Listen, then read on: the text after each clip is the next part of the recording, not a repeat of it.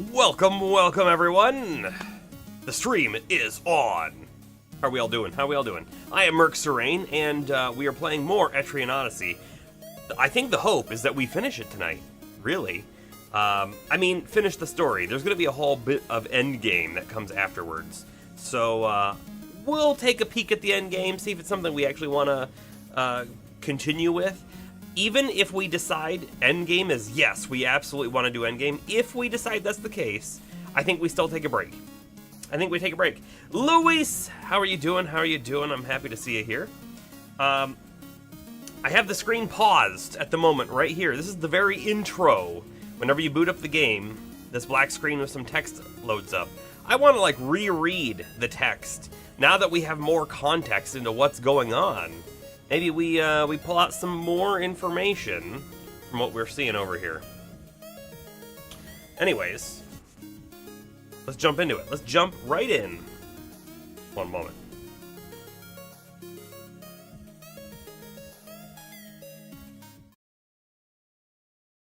Okay.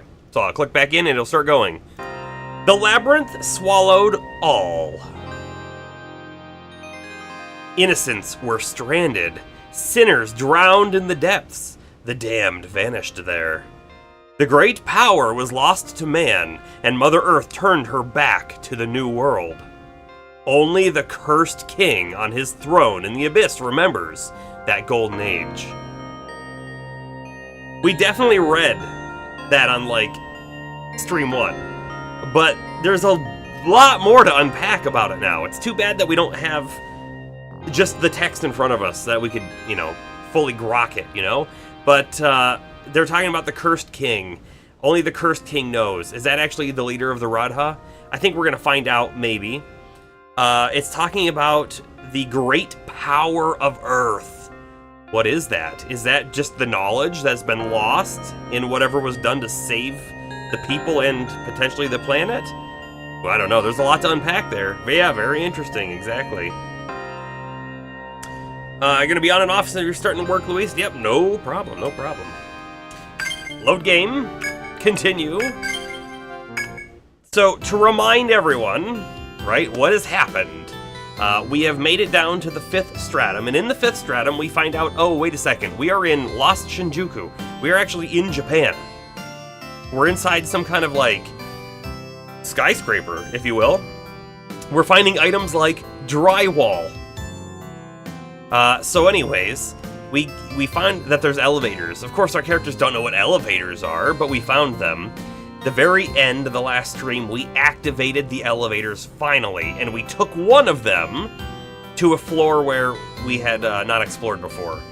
We did explore that little bit. I think we found a chest, and that was it. But we have more places to explore, and now I'm also wondering, in my head, we've been everywhere that we can go without the elevator, right? So how did the chief of the Radha get somewhere without the use of the elevators? Huh? I don't know. It's raining mercs! I hope that's a good thing? I mean, I feel like if I was falling from the sky, it would be a bad thing for me. But since I'm not, it might be a good thing. Alright, we gotta double check. Our items, I think we sold everything. We did. We'll hold on to that, whatever. We're actually up to 19 items, which is a lot, but we'll just hold them. We'll hold them for now. We've healed. Let's just double check, do we have any skill points to spend? No. Everyone's good to go. We have one chop remaining. Not sure how that works out. We definitely healed. So, yeah? I don't know. But let's go back in. We're gonna have to take a look at the map to try to understand where do we want to go first, right? There are some sections of the map that are still unexplored, such as down here, right? This whole section down here, but I'm pretty sure it's gonna mirror what we see on the other side, which means it's just a hallway and nothing else. So that's why we haven't gone there before. It's only 41 items left before we're full.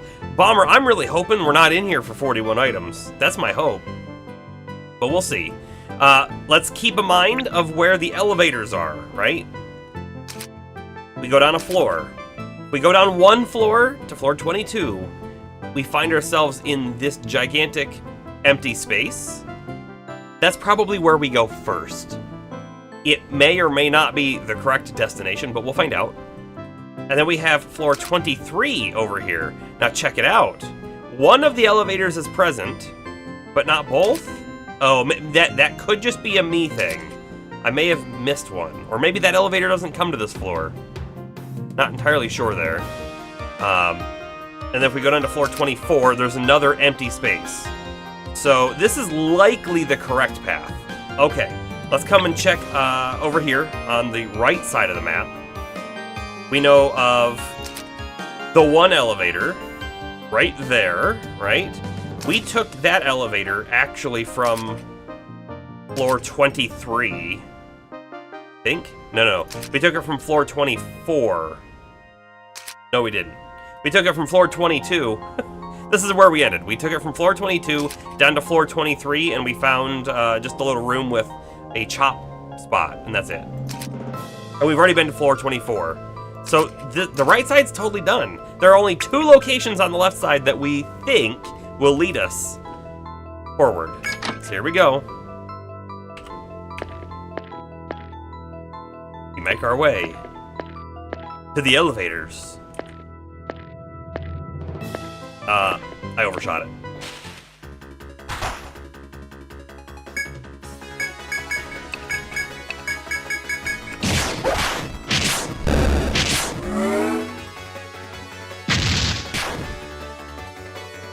I have to imagine, if we are able, we're able, in one try to take out both Ren and Plachka, that this boss probably be a one try as well.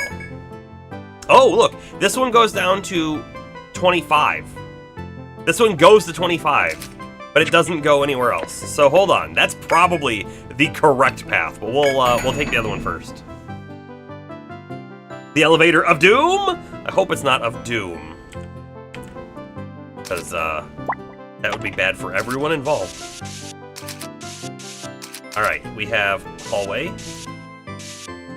Now, we might be doing a little bit of needless exploration, maybe? Maybe we could call that what we're doing? I'm hoping that we find something, right? None of this was accessible to us until now. Which I really hope says, oh yeah, we put loot in here for you. For the curious adventurer. But then again, maybe they didn't.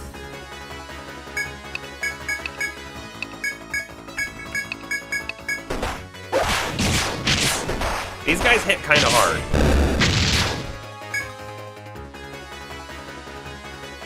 Can we kill the one on the right with a flame and everyone else bashing the left one?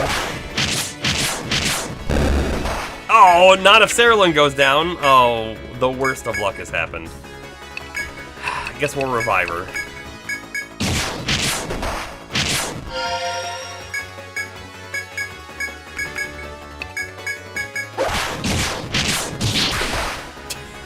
Come on! Really? Okay, so what we know now, for sure, if we find multiple of the crabs again, we need to provoke.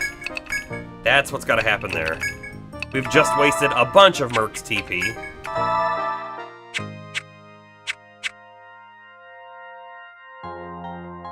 You know, there's no fun elevator of pop culture riffs you can pull from. There's love in an elevator, but that's a little below the belt. Hey, look, a chest! This is what I was hoping for. Like, exactly what I was hoping for.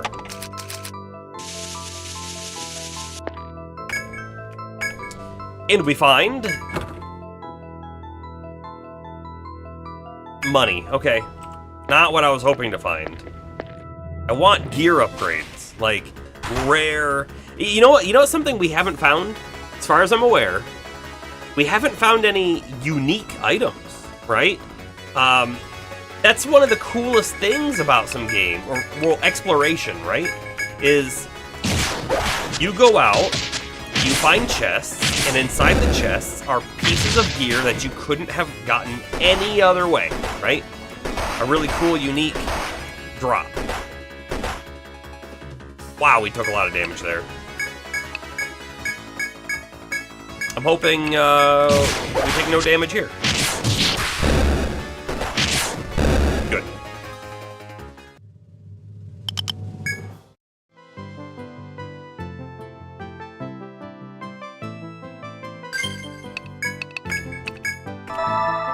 The only, like, rare item that I can think of that we found was the crystal key, right? That opened doors for us. But I don't know if I really want to consider that. Not really. Ah, draw. Down? Nothing. Up? Hallway. And a hallway that's not a dead end either, look at that. A new chest.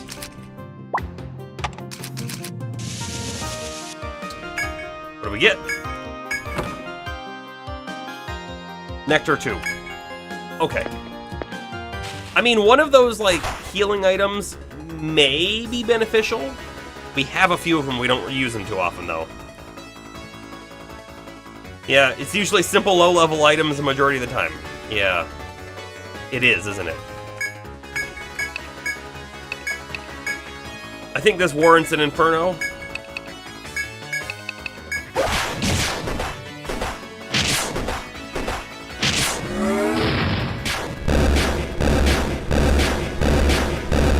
Everyone else could have defended, I guess.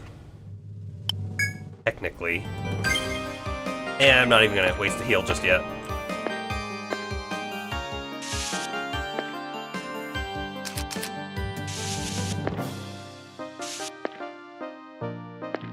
Dead end. Dead end. I mean, hopefully not an end where we die, but you get what I mean. A lot of bunnies with misplaced tails. Wait, there's something wrong with the tails? Because I haven't noticed that yet either.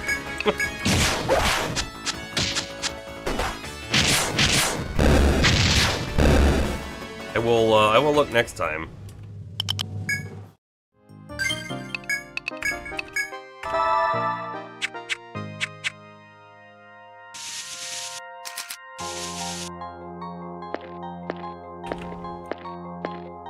Are they on the front?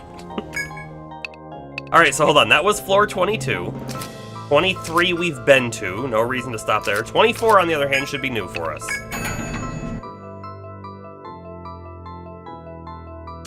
Wall on our face.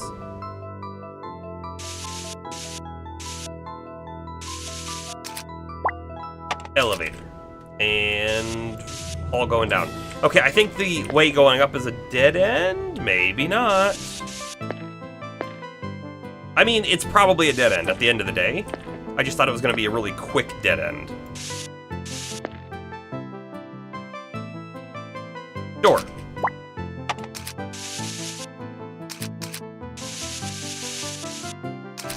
We shall check the door. Kind of. It's more like the tails are 90 degrees away from where you'd expect them to be on a cartoon rabbit. Ah.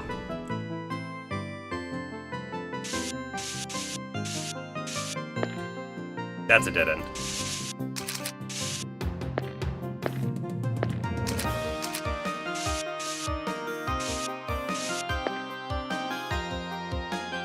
A F.O.E just spawned behind us, everyone.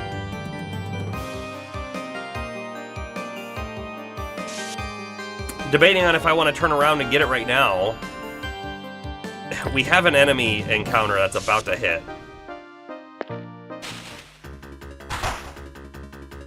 Yeah.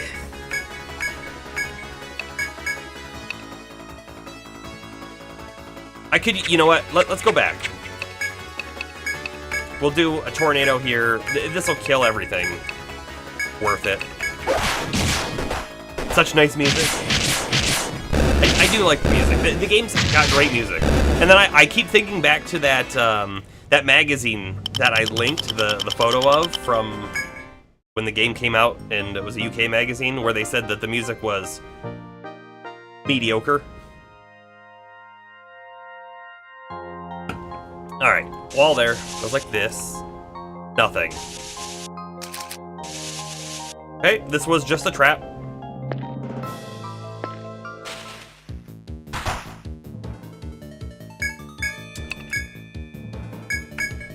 An okay trap. We don't have any problems with this guy, right? Bravery up.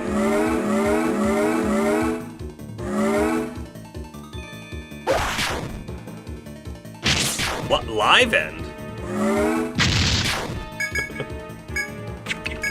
Attack. Attack. And... shelter, because he does do AoE, right?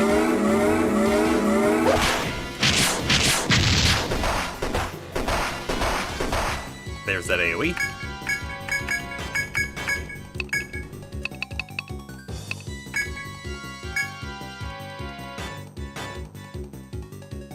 Yes, Yuzo Koshiro's music is legendary. Yeah.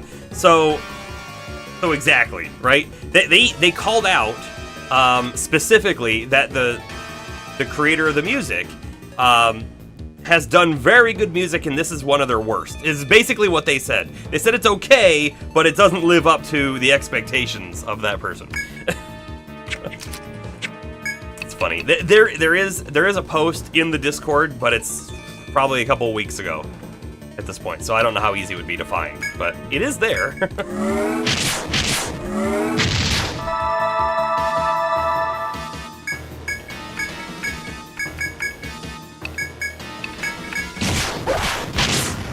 Oh, Violet missed. Like the worst. I'm gonna throw a flame out. I think we kill it this turn. I'm not gonna use any healing. Hold our TP. Violet attacked twice and missed both. That's why I did the flame. Man. Weird.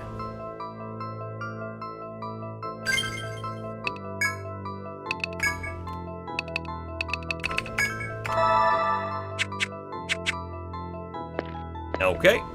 Off we go. Checking out the other path, which honestly I think the other path is going to be a little longer. There's a lot more space on that side. Well, we have the preemptive attack, which means we should have no problems taking the flowers out. Good. Yeah, we're good.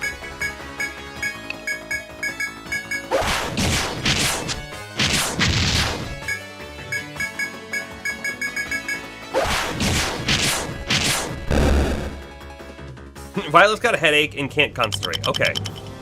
I get it. She's gonna have to step up here, though. We can't go into the final encounter, which is what I'm expecting later, with her missing. Yeah, that's a no-go.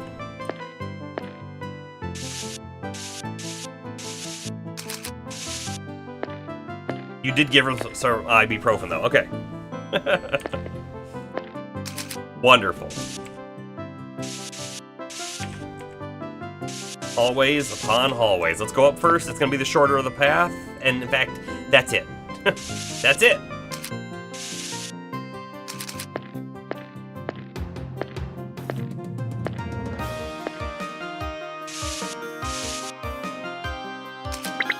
Got a little carried away with that wall, I guess. Looked like a door. Whoop. Indeed.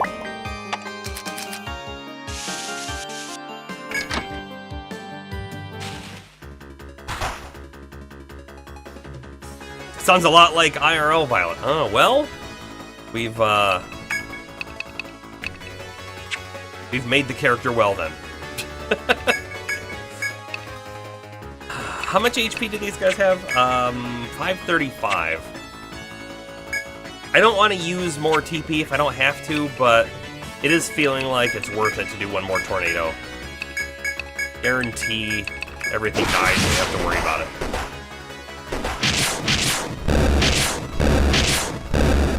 Just like that. Just like that. There's a level up on Palmer. You are the highest level character. Turns out. Level 9, On Guard. One more and you've maxed out. You've mastered the On Guard skill with one more. Pretty cool. Okay. We got wall. We got opening. We've got opening. This way first. Stairs. I wasn't expecting stairs. Let's take a peek at our map, right? That could be a whole section right here then. All right, let's see what's the other way real quick. A dead end. Just a dead end.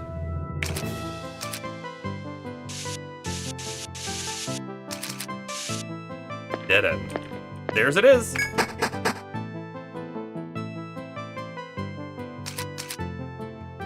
Okay, so our stairs down are here. Wall. Wall. Path forward.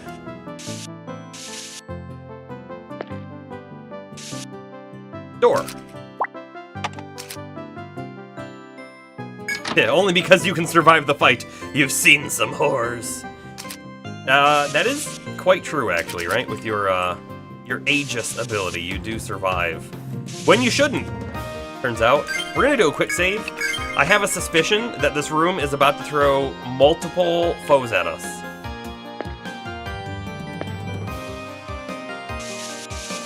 Suspicion.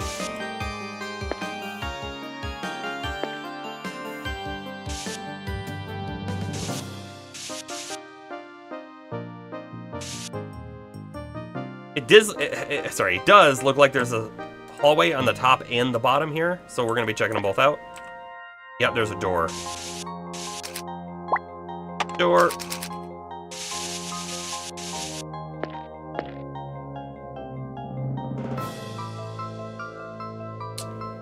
Good job drawing those stairs. Thank you very much.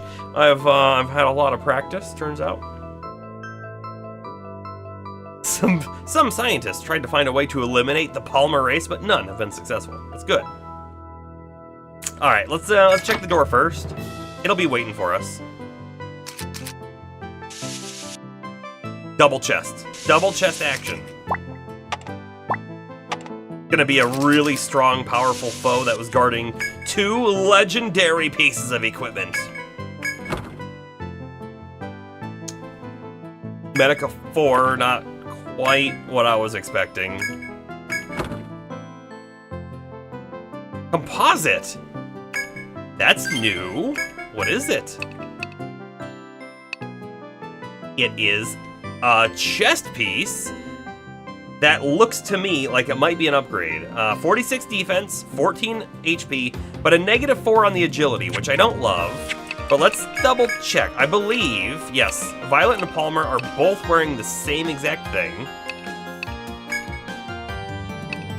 Look at the defense difference, right? We go from 130 to 141. We actually lose a little bit of max HP, and we lose 10 TP if we do this.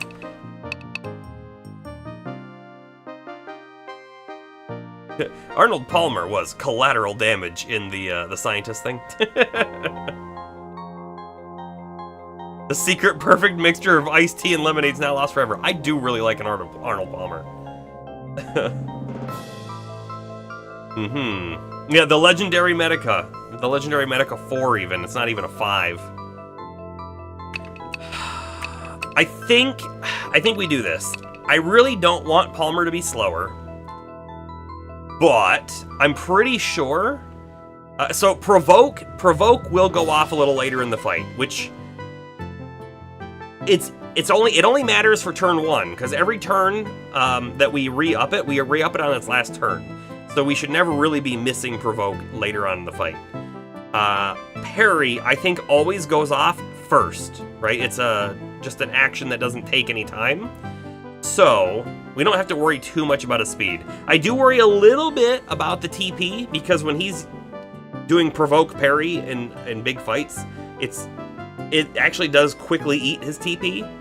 But I just feel like that defense increase is gonna be worth it, right? If he's the one who's primarily being hit,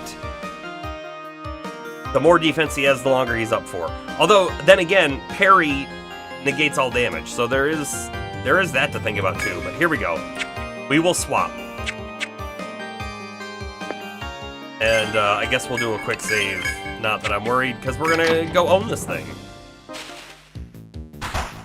It's just a king dial. It's just a king dial.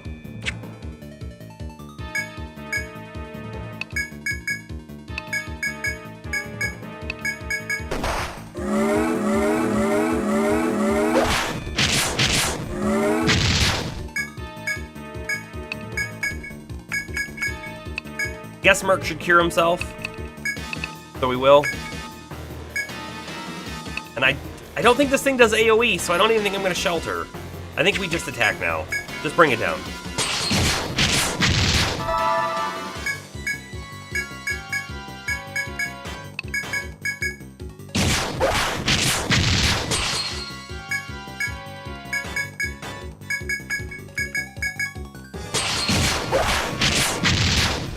See, now he's going to get hit this turn. Well, because we're going to re-up his provoke, but he's not going to take too much damage from it.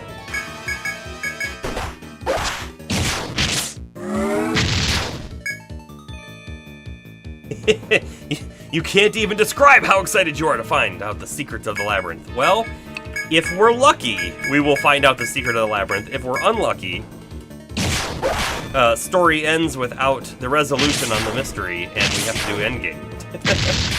If it ends that way, by the way, if it ends that way, I think we do endgame. It's just, again, we're going to have a little bit of a break between story finish and endgame, if that's how it pans out. Okay, so we have a wall there. That. Huh. Okay. I bet the F.O.E spawned back there. So, nothing too interesting, I guess. This is like way scarier than any foe. Get out of here.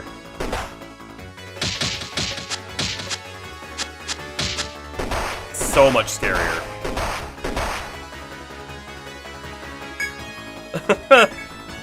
Escape?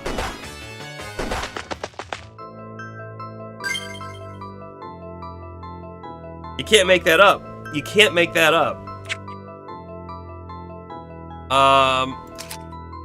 Okay. So, hold on one sec. We've been everywhere I think we can go now. I do question a little bit. This section on the map is a little empty, but we didn't see anything to get there. So what we're gonna do is we're gonna go back to town. We're gonna revive everyone, we're gonna sleep, and we'll come back in and we'll hit floor 25 with fresh characters and everything. Because that is not a good looking party. We could use a res item on Merc, get everyone up, and then we'd be fine as well, but this just feels more cost effective, if you will. More time efficient even. 500 N to revive Merc, sure, and then Merc revives everyone else and gets a rest, gets all his stuff back. Yeah, at least I made it out. At least we made it out.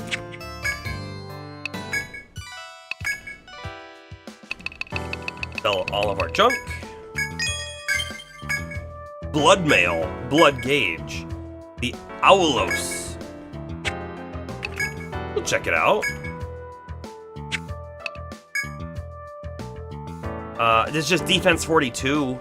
It's technically like a defense increase for Violet, but I'm not gonna buy it. And then the red gauge, or the blood gauge, we already have on her, so I think we're set there. The Owlos is TP plus 40 only for Astro, who's currently using, wrong button, who's currently using a TP plus 20 flute. That's just a 20 TP upgrade. I think it's worth it. I mean, we're a little low on the money, but it's probably worth it. Okay, cool.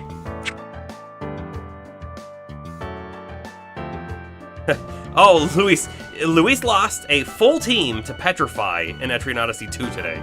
Yeah, some of those mechanics, they are punishing. All right, let's see. We have these two things to store, so we do. Do I want to store any of this junk? We have so many medicas that we're not going to use. We don't have a lot of, like, inventory left here. We'll just go on.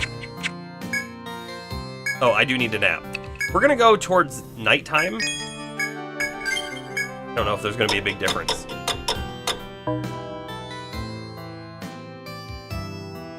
You know, I have never actually watched Twin Peaks, James. I have heard about it many, many times, and it's one of those things that I feel like I should watch. But whenever I think about it, I kind of like look it up and I don't see it on a streaming service or something that I have, so then I never get around to it.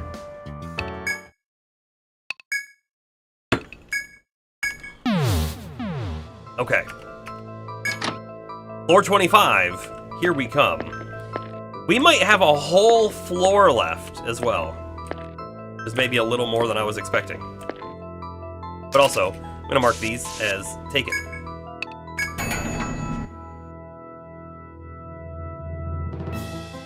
The moment of epiphany.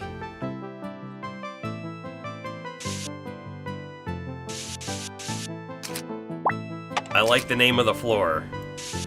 By the way, it looks to me like it's just this.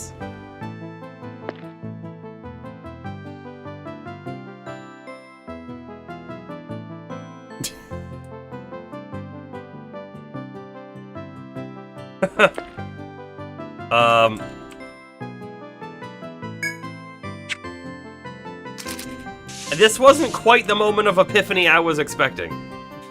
If I'm gonna be honest with you. The walls, right? We've said this whole time, it feels like the walls should disappear somehow. And I'm wondering if we've missed something on a previous floor that makes the walls go away. There's also the chance that we're supposed to just be here, not understand that there's something to do here. We leave, and on leaving, it cues the story-related event. Maybe? I mean, very clearly, though, Boss Dude is not here. Which makes sense, because how could he be? Because we activated the elevators. Yep, James, you think you know what we're doing for the next 3 hours now. I even made a new YouTube thumbnail for a different video if we were going to switch games. You were gone for a second. Is this floor 25? Yep. This is floor 25. Hey, you know what? Can I get an encounter on this floor? See what an encounter looks like. Riveting gameplay, I know. Imagine being a member and then being like, the great floor 25 is small. It's very small. Alright, we're in the red. We're about to have an encounter. Yeah, nothing out of the normal either, I guess. Okay.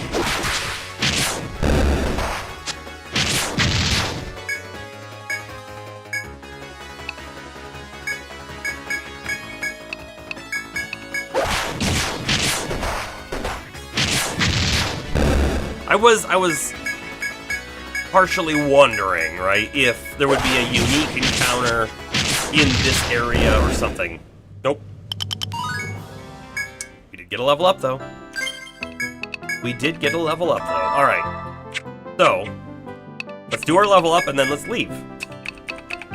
There's nothing else to do here. Oh, you hate that encounter? That one doesn't really bother me much. Back to scouring the map for missed areas? I guess so, right? I guess so. There are technically a few spots we haven't really explored. For reasons, right?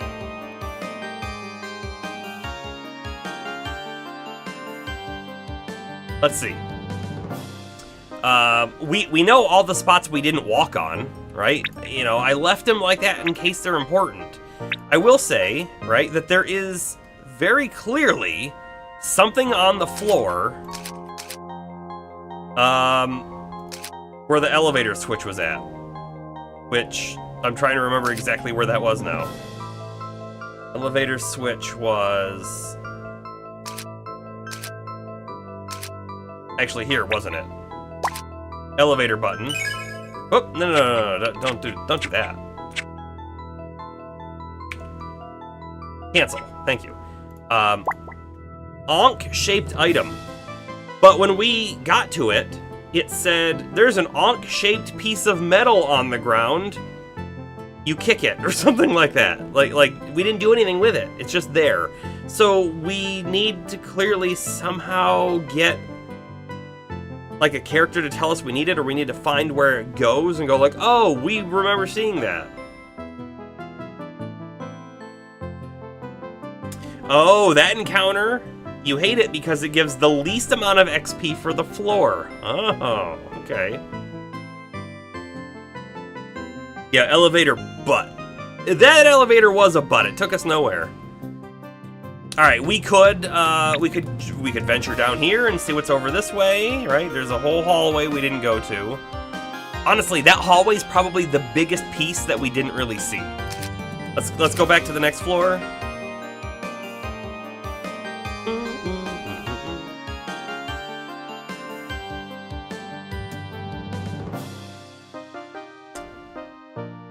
I'm not seeing anything that we missed on this floor, right?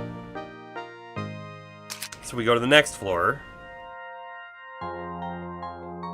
I'm not seeing any open walls where we didn't fully explore either. Again, I do call out this spot right here because it's a little empty feeling, but there may legitimately not be anything there. Now, if they were gonna have put something there, this is just a super temporary thing. If they were, right, it would probably only look like that though, and then there would be a hall somewhere, right, that connects in.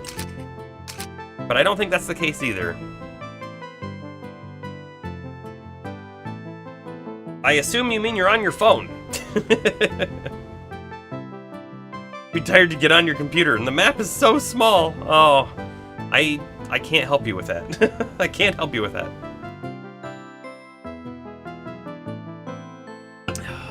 Let's see. There's floor 24.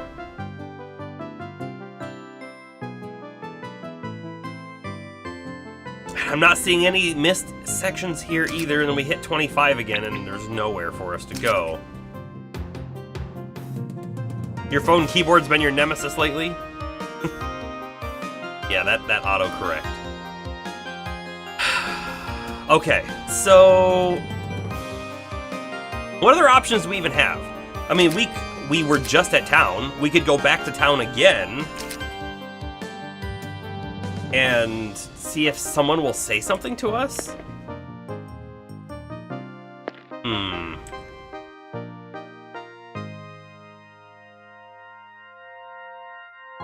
I am slightly feeling like we move back towards this side though, because again, this right here is the only spot we didn't really explore. I think it's just a hallway. I really do, but there could be something there. So what's our fastest way to get there? We're gonna go across, we'll take the elevator. I think we go to floor 22, and then we can go down and then up. That's it. That's the fastest way.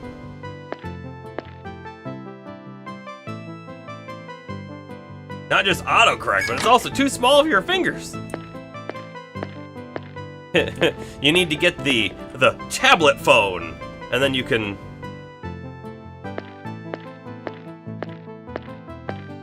Do you remember? I'm sure you remember. Back in the day when new phone, like, what was the best part of a new phone?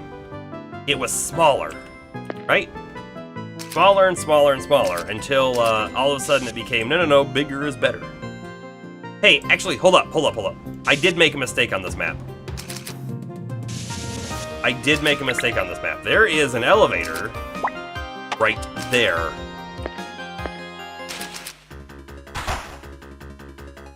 I can tell you how we made that mistake, too. I know exactly how it was done. So we came in on the left side of that room. But then we turned around, I think. We'll look at the map and I'll explain it.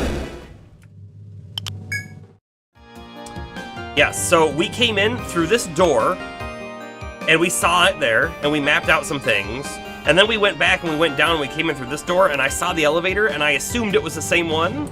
Just a really bad assumption on my part. This one's gonna also lead us to floor 25, isn't it? Not quite. It goes to 22, 23, and 24. Let's check them. Oh, wait. Okay. Well, you know what? This is the elevator that we used in the other spots. If this is the one we used, then we need to check the left one, the one we had mapped. This one goes to 25. Uh-huh. You'd love a phablet?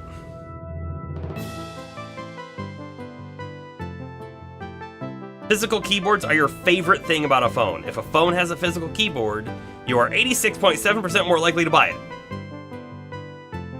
You have the Moto G 5G right now.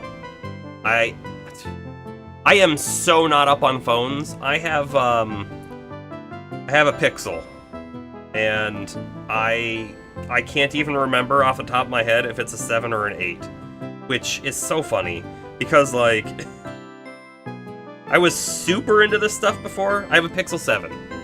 I was super into that stuff before, and I have lost a lot of interest in it. But when I was super into it, every new phone had something cooler about it, right? It was something more interesting, something different that other competitors didn't do before. And maybe that wouldn't be a thing, it wouldn't stick around, but like every phone was different. And all of a sudden, basically every phone is the same. The only thing that's different is slightly better hardware, right? You know, slightly better processor or whatever. But basically, it's got the same functionality. And so, just because of that, I'm nowhere near as interested in them as I used to be, so I don't even, like, keep up with them. So I don't know what the Moto G 5G is right now, but I assume it's, I assume it looks like this. I always wanted one of the, I think they were called the Sidekick, the phone that would slide open on its side and have a full-sized keyboard. That was so cool. That was so cool. Back before touchscreens.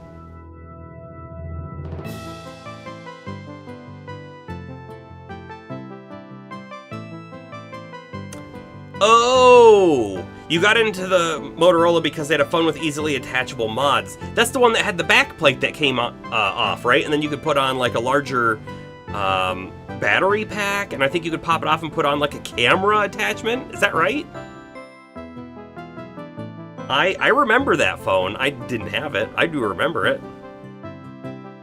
All right, enough wasting our time. Let's go down to 425 again. The moment of epiphany again. So funny how we were super lost there for a minute, and it was legit because I made a mapping error. I think that's like the only mapping error that we've made the whole game. So part of it is like, oh yeah, good job us. And the other part is like, no. we really messed up with that one. Also, do you notice like the further down we are, the more everything is covered with this, I'm gonna call it crystalline tree structure, which is also what I think was on the crystal doors. Hey look, there's a F.O.E. I think that goes down, I think that goes over. That's a dead end.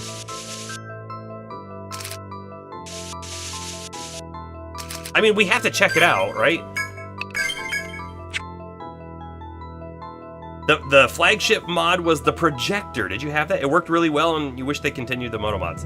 That's the problem, though, right?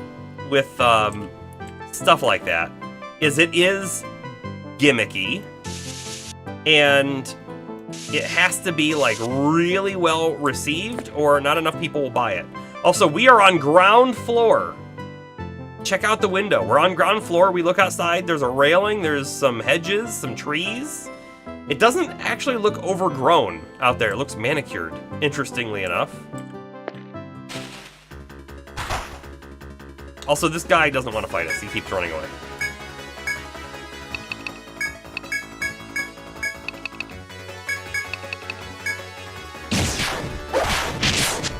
You still have it, but you lost the phone, though. Man. You attack that. You attack that. You attack these things.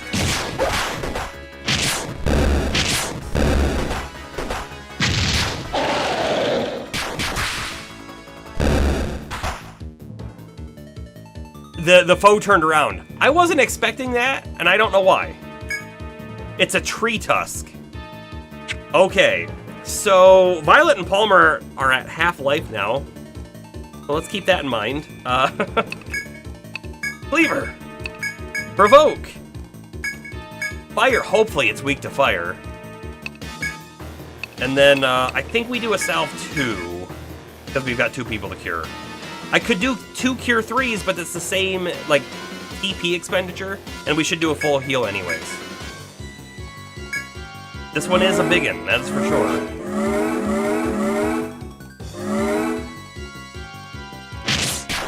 Alright. Let's use some of our knowledge from before, okay? It just used a attack boosting skill. If it's anything like the Armoths that we fought before, it's gonna do like a charging attack, where it hits all of us. When we would fight the other ones, we would do a defend on every single character right now, except Palmer would probably parry. I'm going to not do it this time, and we'll see how it turns out. Also, I didn't check. Did fire do any damage? I sure hope so.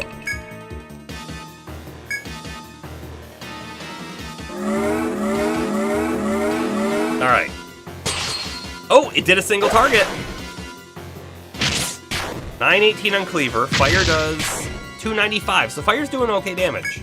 And Cleaver's doing great damage. Like, Violet is a powerhouse, really.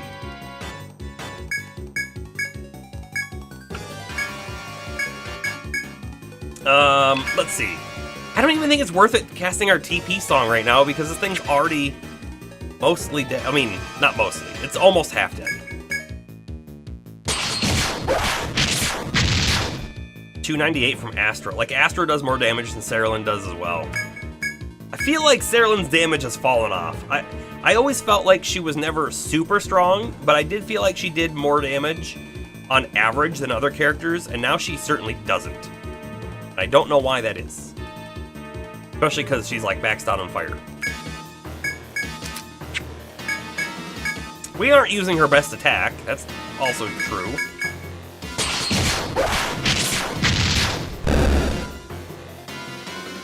That foe was nothing.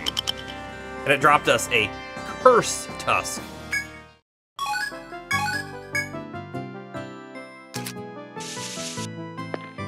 I'm gonna keep checking out windows and see if the scene changes. Ah! No. Okay, that is a wall there. Like so.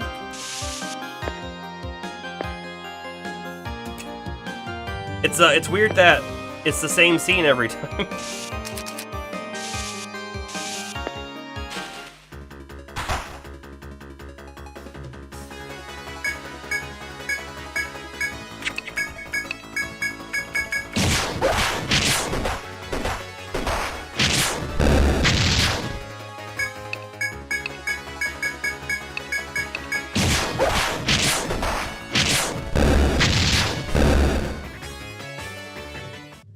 You know, if that cursed tusk is worth any money, like the tusk from the other elephant, it's going to be a very expensive item.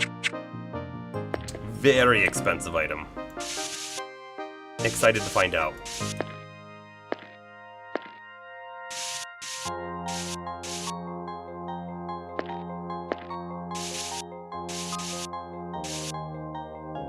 I feel like we may have gone the correct way. Honestly, this is probably a dead end right here.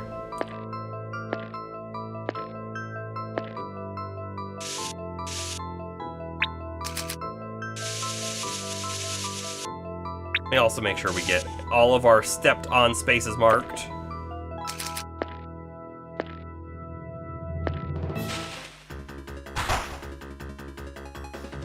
Oh, we got the preemptive attack. I don't like these guys. They do a lot of damage. Since I went Fire Alchemist, perhaps the Flame Song that lowers resistance would help. That is a great suggestion. We're so far into the game, though, I don't know if I can get to it, but it's a great suggestion.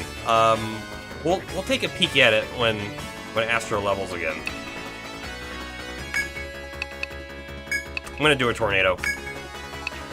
And a Provoke. And you're gonna just attack, because...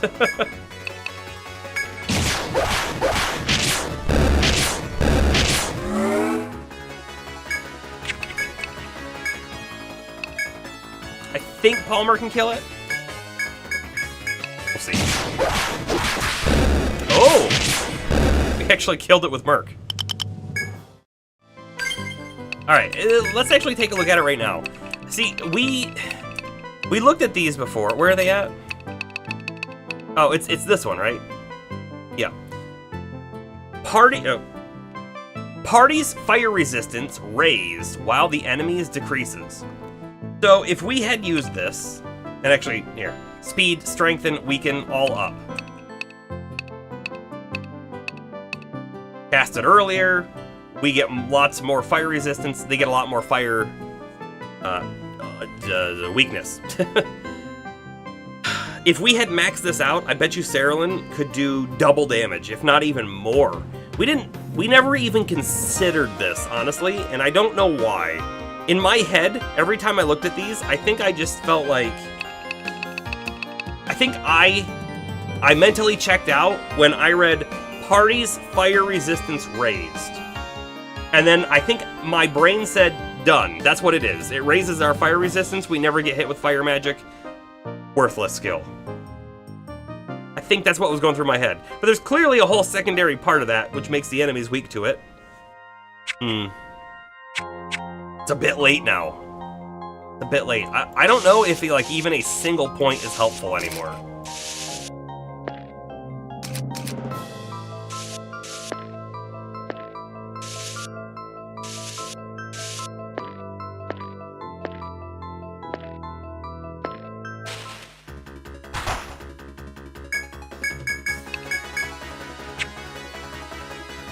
I could probably kill that thing in one flame, but I'm not going to. I don't want to waste the DP. I don't know if it is a big waste, but I don't want to do it.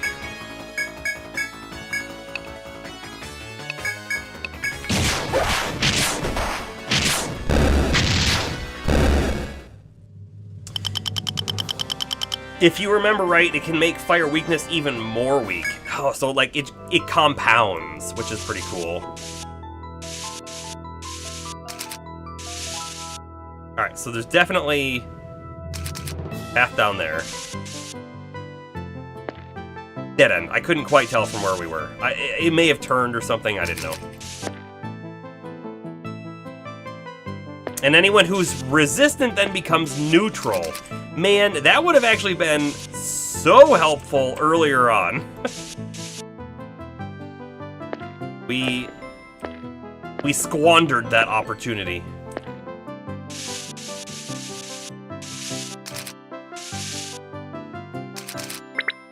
I wasn't there. Oh wait, like look at the window area. It's angled.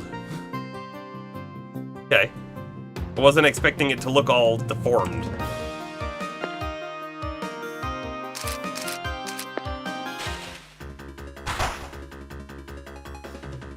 Oh, the party was blindsided.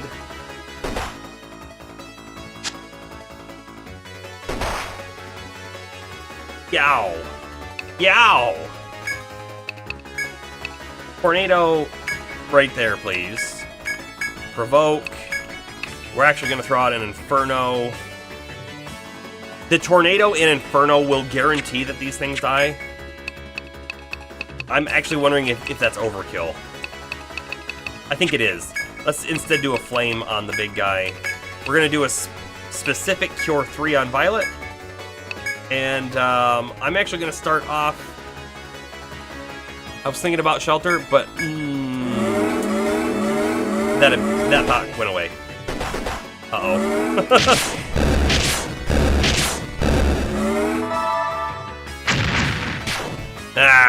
We're fine. Check this out. Parry, just in case. We're fine. Astro's gonna kill it. I didn't need to parry. Level up! That's a level up on Merc, but Violet's like one more battle away, so we're gonna hold off on spending our point.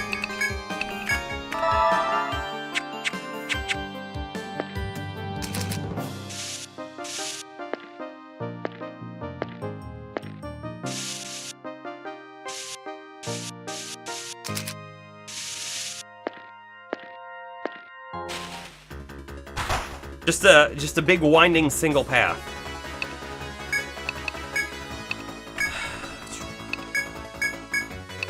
You know what? This is nowhere near as bad when we're not blindsided. Like, we'll be totally fine now.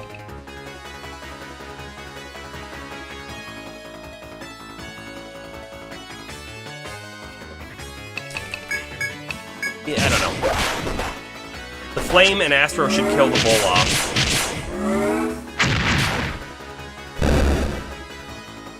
Which we did.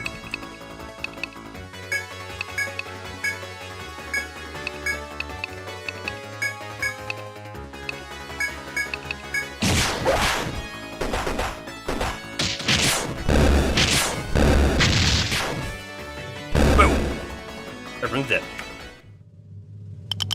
Another Angel Wing. Time for our level ups. We're gonna max out that 2-hit. And Merc can get... actually, what does Merc get next? Because we have maxed out Cure 3 and we've maxed out Salve 2. Refresh doesn't buy us anything new. It just makes the skill go off sooner. Which actually is sometimes not a good thing, right? Like, think about it. If everyone is cursed, for example, right? And Merc uses Refresh and it goes off first in the battle, and everyone removes Curse. And then the enemy uses the move that gives everyone Curse. Well then, that was a waste of a turn for Merc. Whereas, if it used its Curse move, even though everyone was already cursed, and then Merc goes, it removes a curse. You know what I mean? So, like, making this faster isn't necessarily a better option. You could make the opposite argument as well, that, like, oh, if everyone's cursed, and we use Refresh, and we're pretty much guaranteed for Refresh to go off first, well then, I can safely queue up attacks on everyone. So, there is a counter-argument, I guess, as well.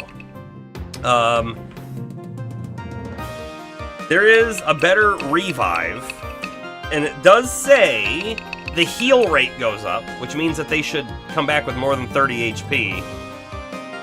I'm not sold on it, though. We never got the TP regen for Merc. Let's see. Do more patch-up, but patch-up's kind of useless now. Unbind. You know what? I think we take Unbind. Regen could be an interesting thing, but here's the problem. We're already maxing out on our positive buffs, right? We already lose out on one on Palmer because of Provoke, so if we had Regen as well, we'd be losing something.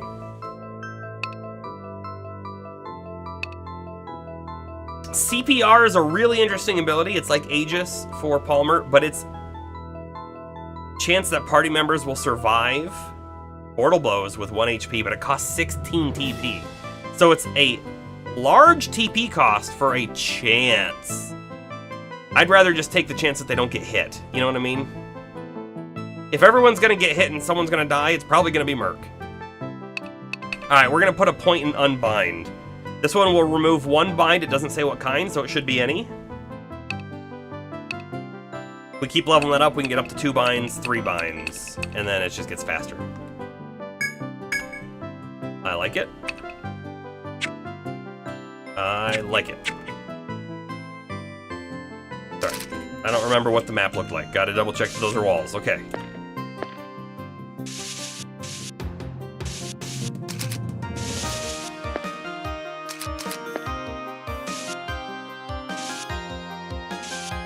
Of course, there's a way up and a way down.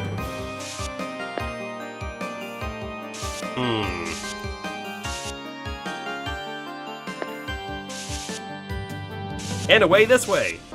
Both of these other ways are almost certainly dead ends. I mean, look where they are on the map. So we're gonna check them out.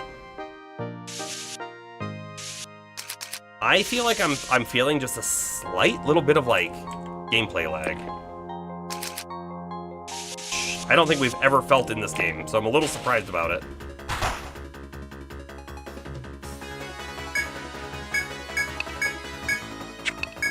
Inferno time. I think Inferno might kill them all. Oh, Aegis worked. Okay, it didn't kill them all, but boy did it do some good damage. Hold on, we can actually make her go sooner in combat if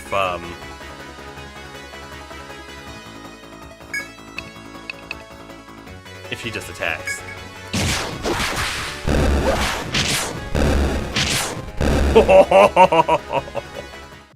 That's called living on the edge.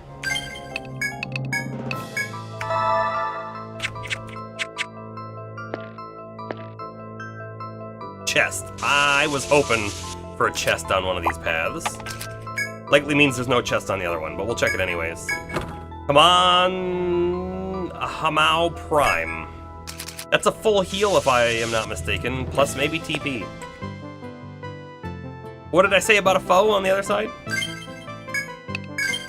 Notice our encounter gauge. It's really close. I'm glad we backed up. Ooh, especially with one of these groups. And we were blindsided.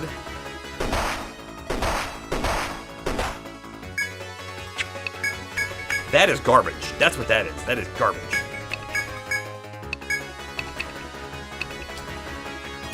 Yeah. I think we revive Violet in combat. And I'm even going to throw on a shelter just in case here. Oh, Violet's going to miss it, of course.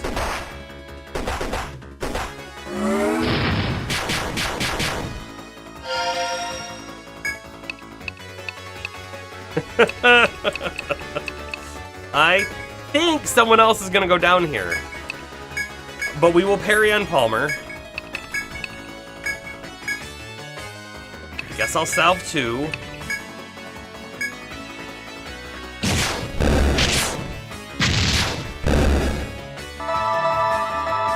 They didn't attack. The crit rate on these guys is a bit much. It clearly is, yeah.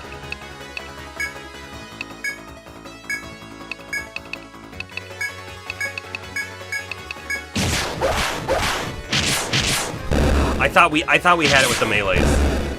We're really close though. Auto attack.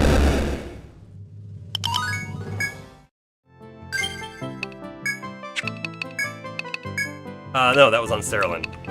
We've maxed out Flame. All of the fire magic is maxed out.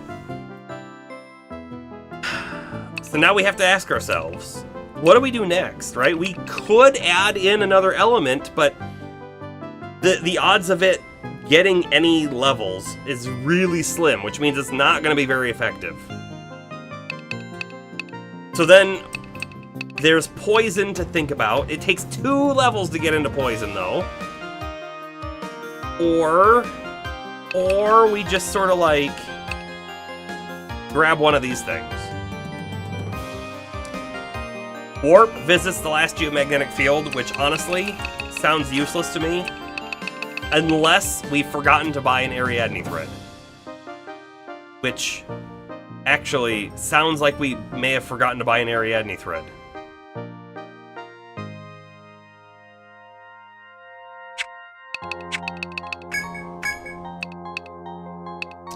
Uh-huh. We absolutely forgot to buy a thread.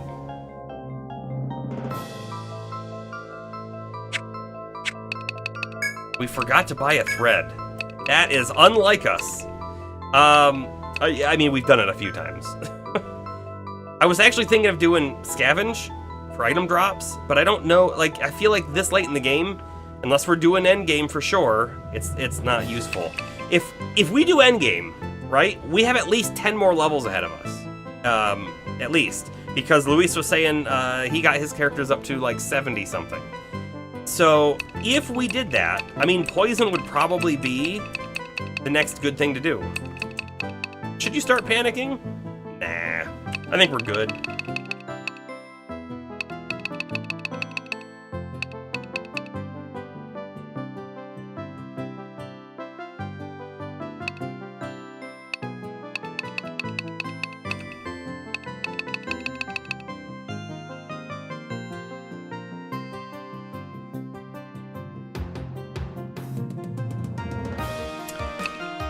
I'm going to hold off on this skill point.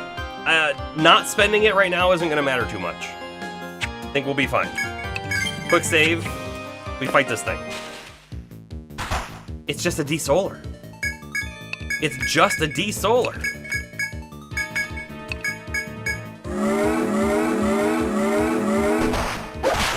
Ow.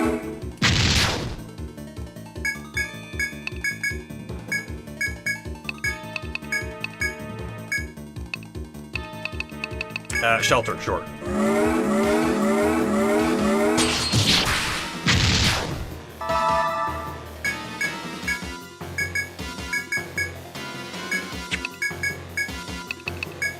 Put a blaze on Violet, and we'll see if she hits this time. Last time we fought one, we put the blaze on and kept missing. Okay, we got one more parry.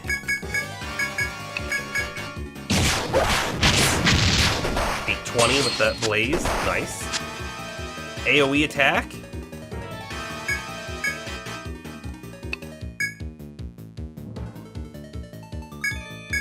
We're gonna use a flame and we kill it this turn. We didn't even need the flame.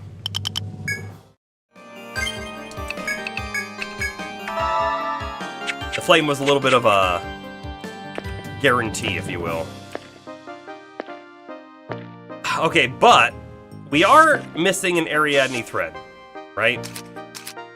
It does beg the question of how dangerous do we play it in here, right?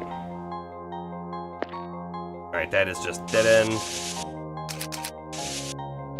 I didn't spend the skill point. We could always learn Warp on Cerulean. Get out.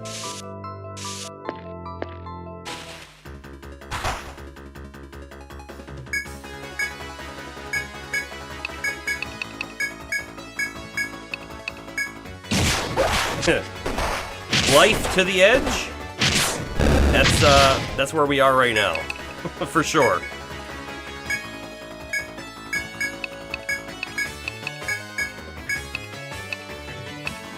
I think Violet and Cerulean can kill this stupid thing, so we'll attack something else. Actually, Violet will double hit and kill her all on her own.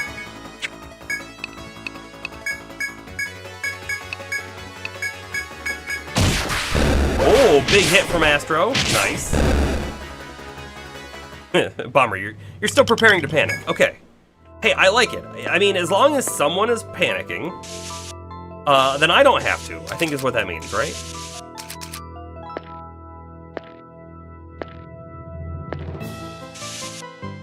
So I was expecting tonight's stream to be short. I really was. Well, no, sorry. That's not what I meant to say. I was expecting the stream of this game to be short.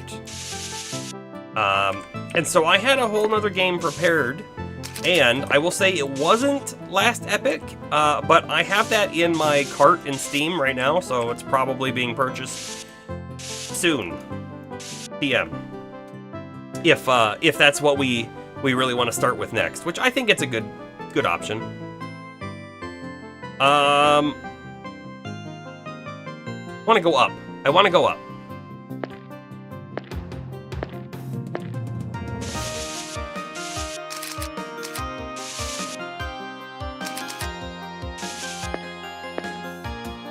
Now I think down was the correct, non-correct path.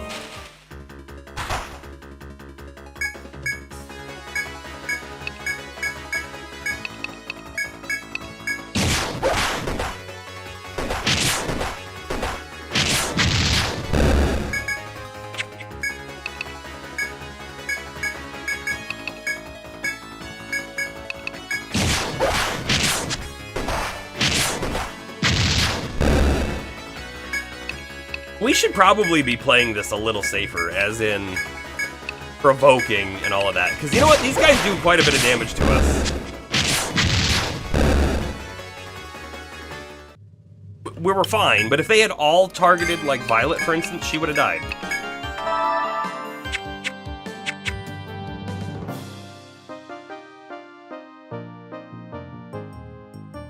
Yeah, it's 1 point. It's a 1 point wonder as long as you don't go down below 15 TP. And if we do, we happen to have some, oh, Nectar's Revival. What's the other one? Amrita for TP, right? So we could pop an item, get TP back, and then we're out.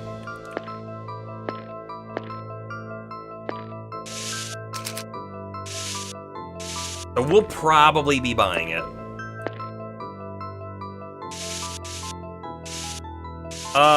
Does it do this?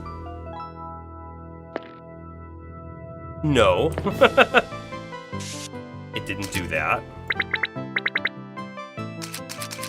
I also see the foe that spawned back there. Hold on. Does this mean that we went the entire wrong way and we have to go all the way back here to progress? That's kind of what it's looking like to me. I'm gonna actually move up looking at the wall, just in case there's a secret passage through.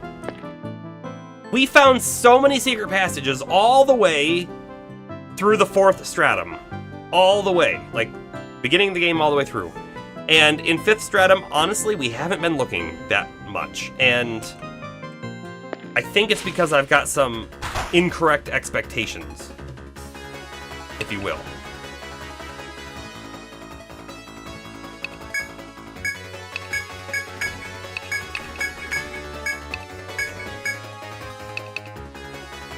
I don't know. We'll attack like this.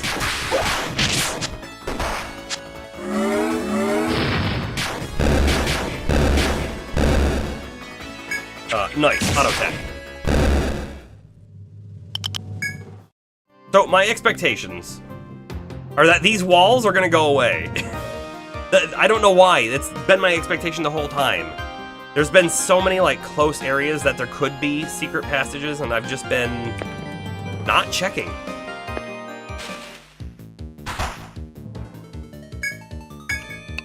Honestly, I wouldn't be super upset if they started throwing different foes at us, like more of those elephants. I liked the elephant.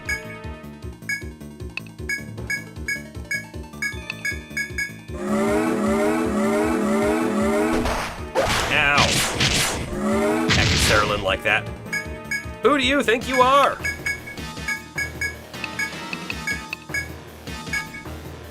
Shelter.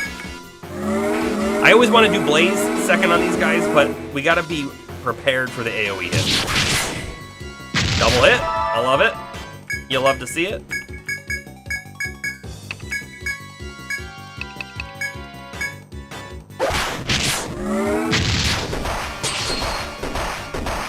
Like that AoE hit. Like that one exactly.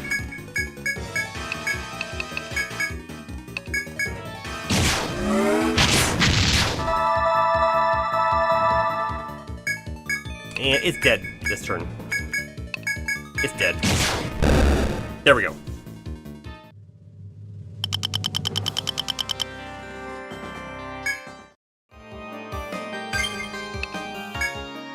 And I don't even need heal, because we did heal in the fight.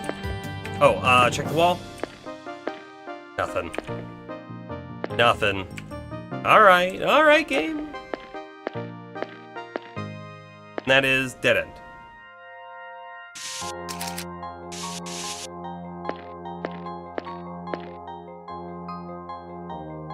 You know, we didn't walk up here. What if this is a little shortcut? It's not. But what if it was? Can you just imagine how great that would have been?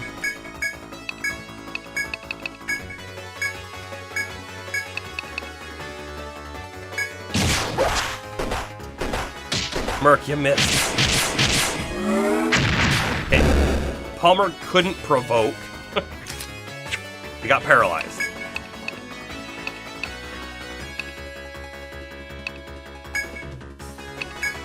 See if he can even attack.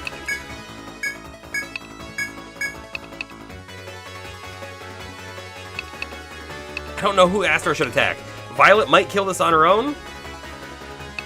And I technically have Cerulean attacking this one. If I have Astro, you know what? Let's just have Astro make sure this one dies. That's the one we told Palmer to attack, and he might not get his attack off.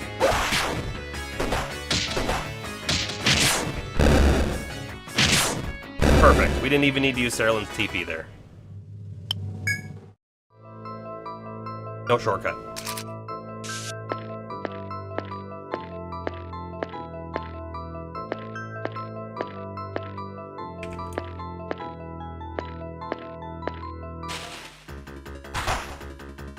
These guys again.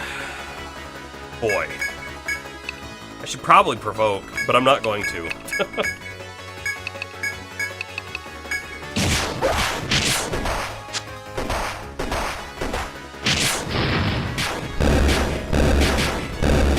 Okay. Most of them are dead. Wonderful. All of them are dead. Even better.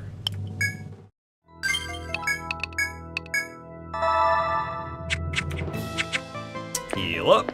Move on. Second wall. Don't know why. Definitely no secret path. This is a run. We got 2 of the flowers. It's not worth it. Good, we got away.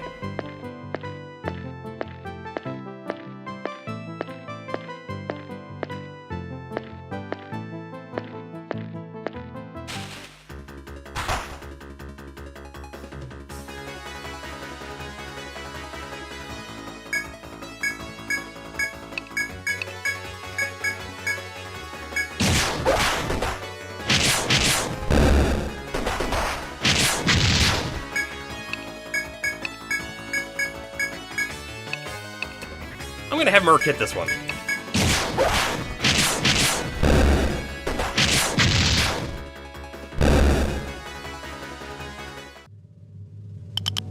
Oh, Palmer, so close to leveling up again.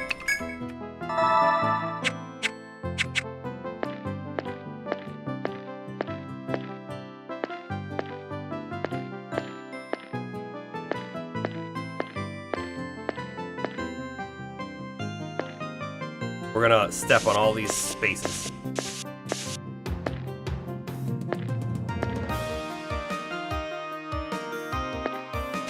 Double checking for secret path. Oh, this is bad. These guys take no damage from fire. Little damage from physical even.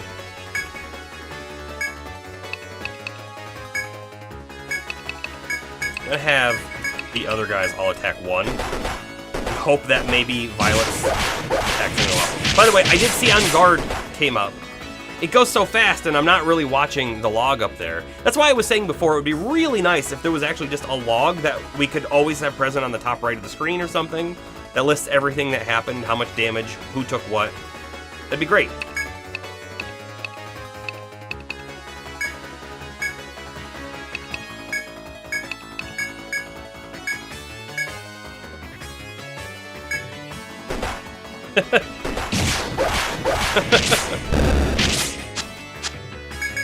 If we had James tell them a joke, then they'd be gone for sure, because no one has resisted to humor.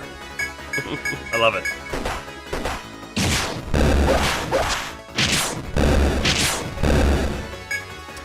Alright, just auto attack. We'll be fine. You'd get stabbed mid-punchline. I mean, at least you wouldn't get punched mid-punchline, because that would just be ironic.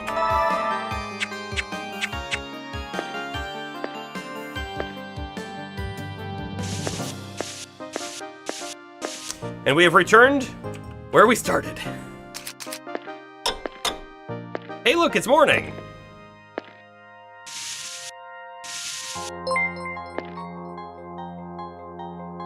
BurgerBaller44 just resubscribed for 12 months. Yo. Yo, indeed. Welcome, Burger, with your 12-month resub. That is an impressive number. Very, very thankful that you're here. Still here after all these many months.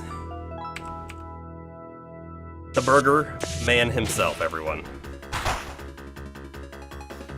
And more of these stupid slimes. Ugh! I'm gonna actually have the attacks go on these guys now. Yeah, welcome to the 12-month club. You and Bomber, the sole members.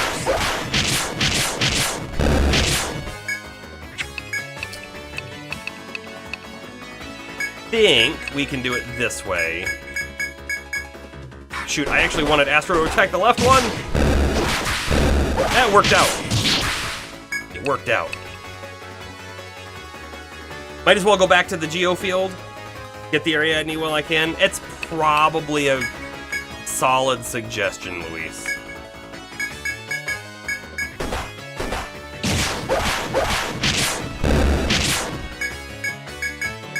Yeah, just auto attack. We're good. We're good.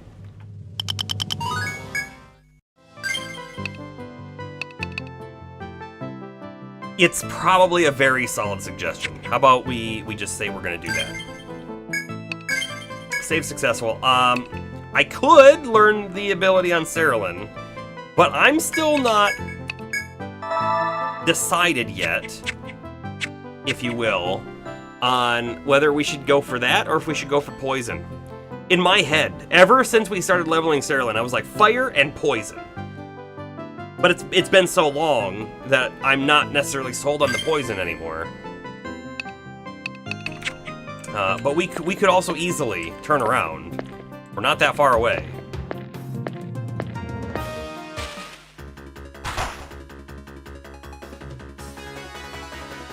More of these guys.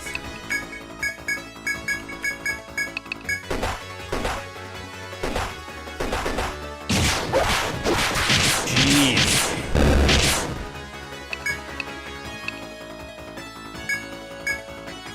Back there. There, and there.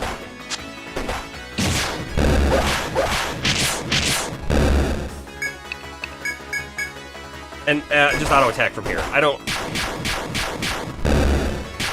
Just say, I hope they at least focus a target, which they sort of didn't, but it worked out anyways. I think also re-upping our TP in town is probably going to be worth it too before we continue on further. And we do have one more point. We could throw one in Ifrit. Or Ifrit, however it's actually pronounced. We have no idea what the actual percentage is. Or we could do 2 more levels and max out our XP gain. Which sounds awesome to me. We're going to do the XP gain. That was the plan all along. So we'll keep going with it.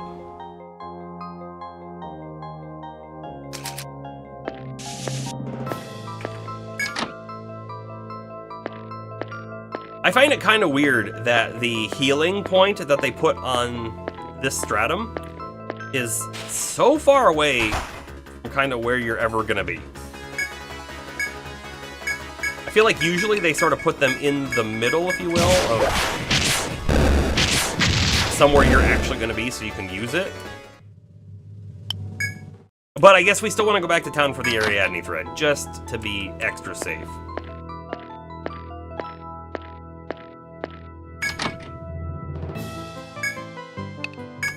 To town. Maybe there's a hint in the healing point, and I'm completely missing something near it. Maybe. I mean, that is not out of the realm of possibility, because if I recall correctly, the healing point had a space on the left of it and a space on the right of it, and I didn't walk into them. So, like, maybe there was something there. Alright, so we only got one new item, and it's the Cursed Tusk. 1,700, which is actually a little lower than I was maybe expecting, because the Great Tusk was 1,400, but that's cool too. It's still money.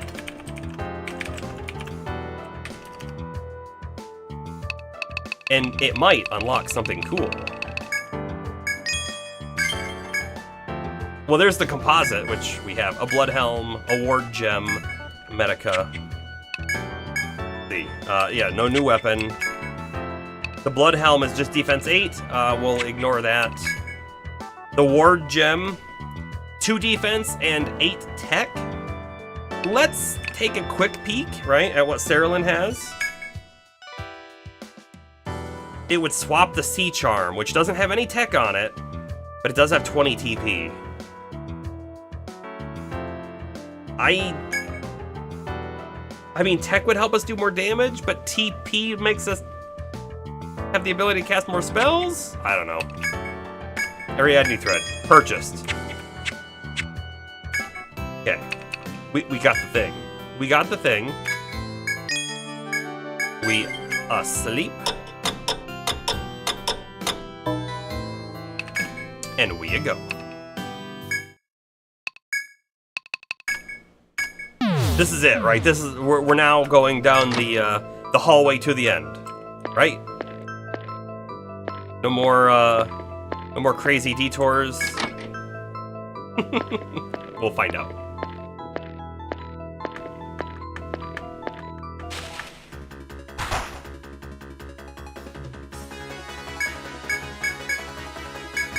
Whatever. Everyone just attack the same one. Fighting 2 of these guys is way better than fighting 5. How about that?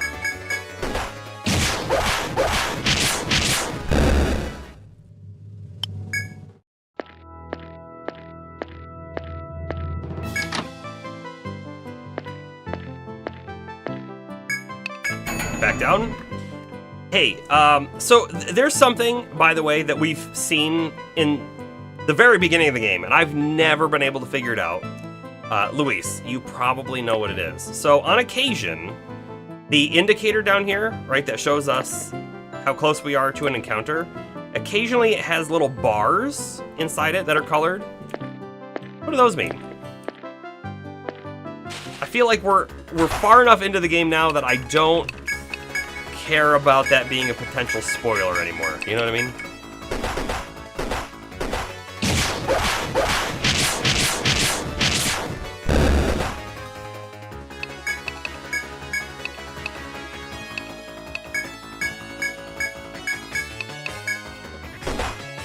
Oh, it means that there's a foe nearby? It's a foe detector. Okay.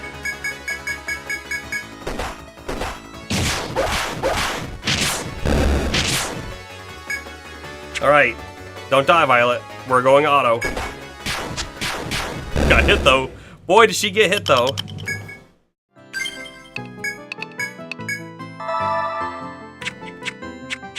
Yeah, foe proximity. Okay. Now, did the game tell me that and somehow I missed it? Because I have a feeling it didn't.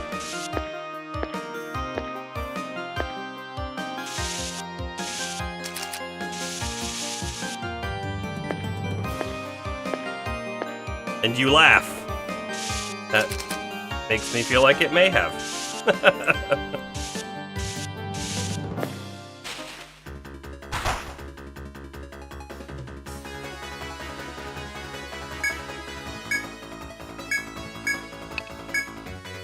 By Inferno, how about this? If I do Inferno, we have people attack some different things.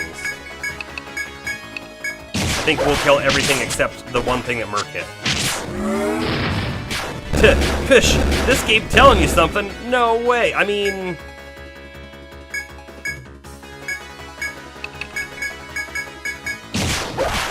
there are a lot of things it doesn't tell you, that's for sure. And you know what? I'm not against that. I'm really not against that. I feel like games don't need to tell you legitimately everything of the game. They can leave some of it up for your own discovery. But like, I never figured out what that was. This is like blue meter down here. I don't think they ever told you that you're getting closer to the next encounter, but we figured that one out. Also, if we look through here, it looks like we're now looking inside to another building with a picture. Is that a payphone? What year is it? Alright, we're gonna go this way. Probably gonna be a F.O.E over here. You can't remember because Etrian Odyssey 1 for you mixed with Untold, and you think that Untold may have told you. The one that's literally titled Untold told you. I like the comedy in that. Alright, there's definitely a F.O.E behind us. We see it. We're aware. We see a bar has appeared. I wanted to do at least one more move. I knew we were going to be attacked.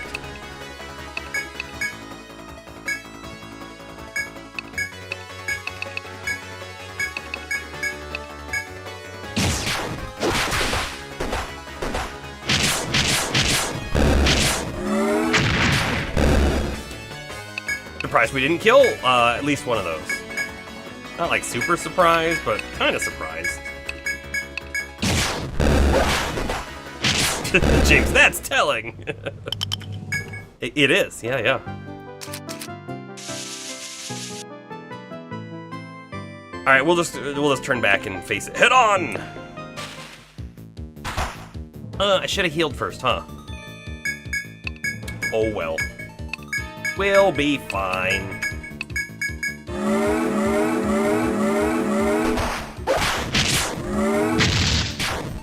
I am actually worried about Merc's HP now. If it does the AoE and we get hit on Merc, he's dead, probably.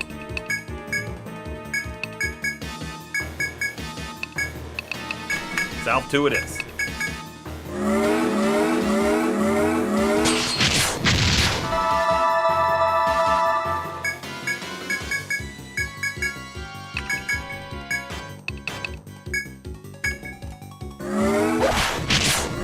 I will say, right, it would be nice for these, like, Blaze. We don't really know if a higher level Blaze does more damage. Because it doesn't say that. It just says speed up and TP down. Which is, they're both very good things. If we had speed up on it, we could likely get Blaze on Violet before she attacks. So we're, like, not wasting an additional turn, if you will. But I don't mind, you know, it being a little bit more expensive on TP because we don't use it all that often. We haven't really invested in that either. We made sure to unlock all the different elements so that they were available, and that's sort of where we left it.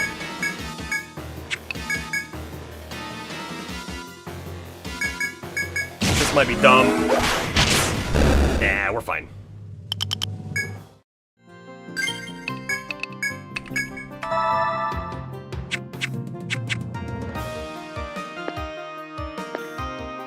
You doubt the damage goes up, not completely sure. Okay.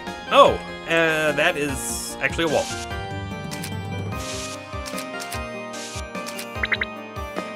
Yeah, I doubt the same thing. That's also one of the reasons why we didn't want to put any more points in it. We put a few extra points in Shock because Shock was actually very useful early on when we would find something that was resistant to fire. And potential resistant to physical, and so having a couple additional points on Shock early on made it so that we were able to cast it more often, because we had a lot less TP early on. But ever since then, we haven't used it a whole lot.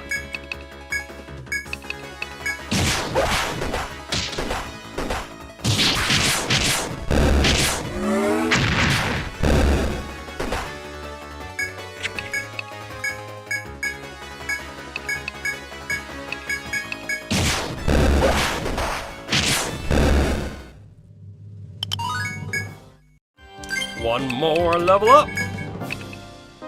Oh, we've got one more on Palmer too. I missed that one. On guard, mastery. Merc. I'm kind of feeling like unbind again. Let's at least get it up to remove 2 binds. I'm feeling like that's probably worth it. If anything else, we could just do HP up and TP up. But, and you know what, Luis, my understanding of HP up is you only get it on level ups, right? So if you had put your first 10 points into HP up, you would have way more HP at level 50, for example, than if you had waited to put your 10 points in until level 40, and then when you got to level 50. Like, it wouldn't even out. It wouldn't be the same. Which really means I don't want to put any points in this now, because it's probably a waste, is the way I feel about it. But I am thinking unbind up to unbind up to level 3, so we can get 2 unbinds, will be helpful. We could even go up to, what is it, level 5 for the 3? It's just a lot of additional points.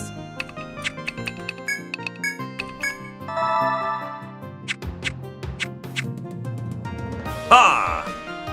Yes.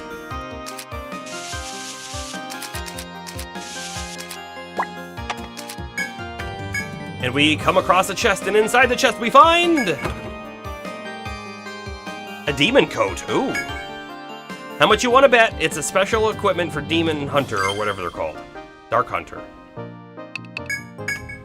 It is basically available for almost everyone. It's just a defense 37 jacket, which I don't think is worthwhile on anyone.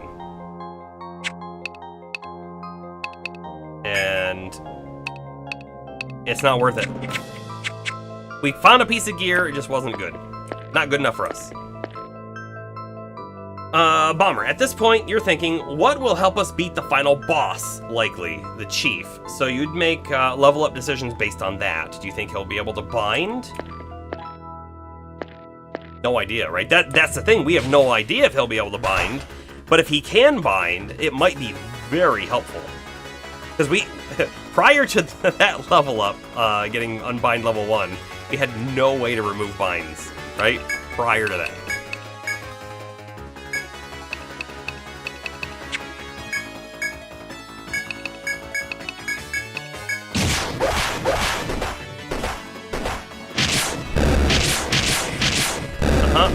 Okay.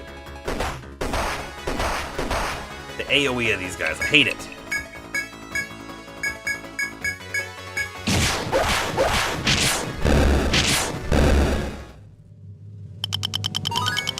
You don't think it's a level up modifier, you think it's a flat percentage based. There's a skill simulator with all the info somewhere. Oh. To be fair, I don't think I would have looked at the simulator. Probably not. But if I was gonna do endgame stuff, that would be a consideration, I guess. Where are we going? Down the longest hallway you've ever seen. That's where we're going.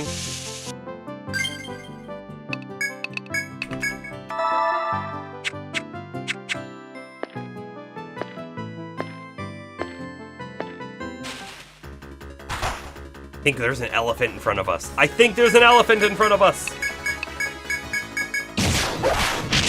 I'm excited about the elephant.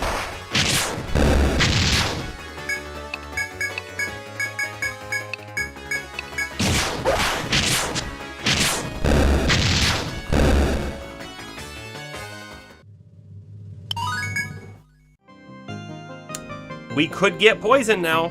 It is available. Still not sure yet, but it is available. Part of me's thinking, right, level 1 poison's probably gonna be like, oh yeah, 5 HP damage per turn, which is useless. But we won't have a clue until we try it, right? There's also the possibility that a level 50 enemy or whatever is not affected by level 1 poison, right? Because we know the higher the level of poison, the greater the chance of it sticking is, so that could be a consideration too. Gonna be back in about an hour? Alright. Here we go. Elephant. I knew it! Tree Tusk has appeared! It has the yellow drop. We don't know what it is though. What does that say? An elephant so immense that its steps shake the earth. Fleeing it is no shame for novices. We're no novice. Not novice. Somehow an H found its way into that word. Cleaver. Provoke. Fire. And also, look, it's actually kind of resistant to physical and weak to elements. Sounds like how your enemies describe you. I bet they do. I bet they do.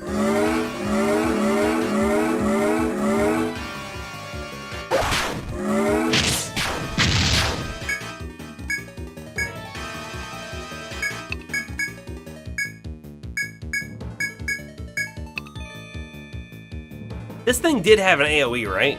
Like I should probably shelter.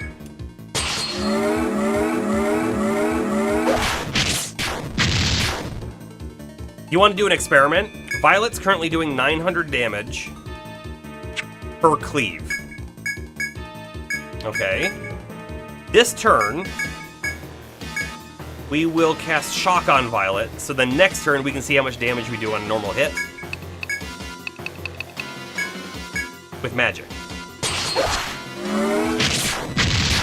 And I think because it was Shock level 3 that we could have actually just done an attack. Alright, but we do an attack this time.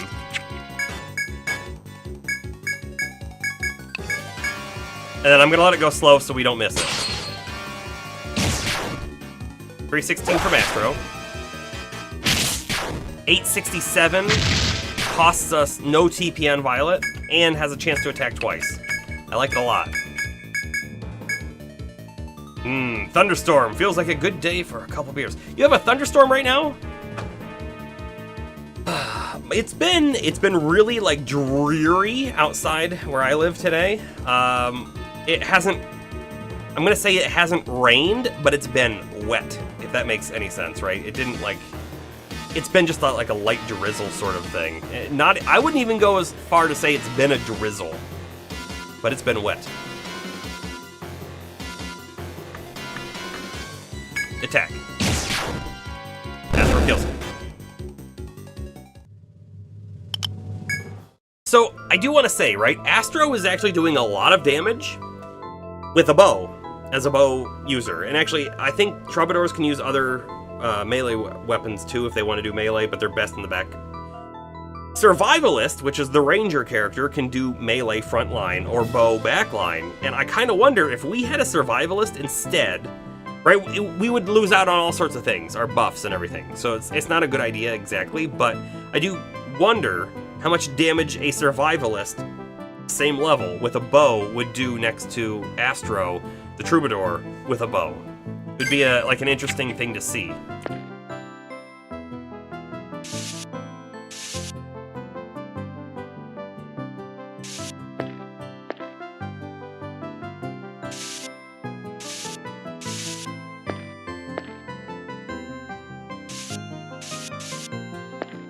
Map is weird.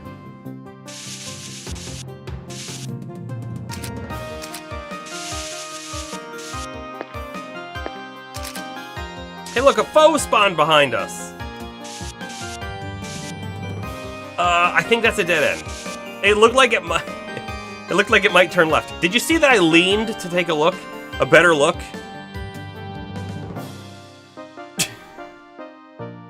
Like that actually helped. Hasn't started thundering yet, but it's supposed to all night. I have a bottle of bourbon.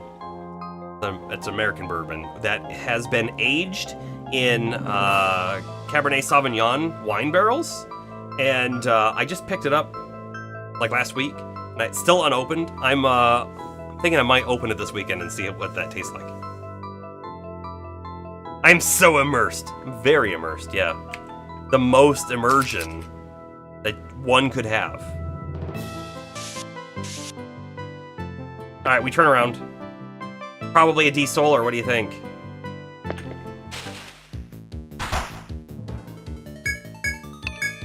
Called it.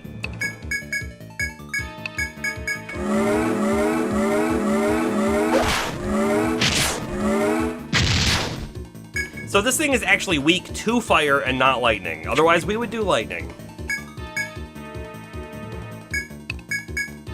I'm actually gonna do the fire blaze spell before we do shelter.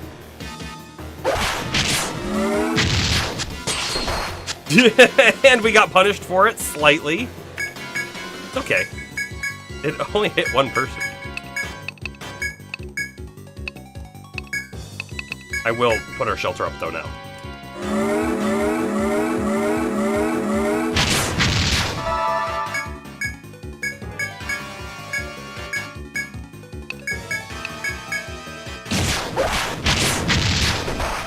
Man, Violet just needs to get a double hit off.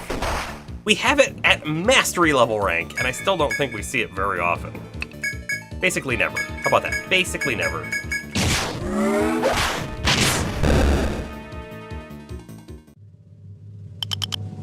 Space Claw.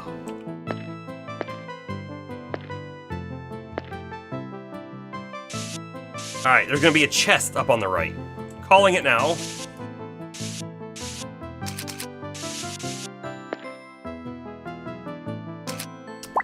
Yep. Called it. What is it? Nectar 2. Not terrible. It's a res item. Don't feel like we needed it, if I'm honest with you.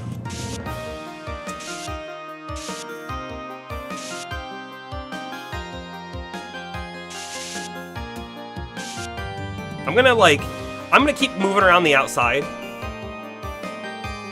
And we're probably gonna find nothing, and then we're gonna have to come back and check out these inner halls that we're finding.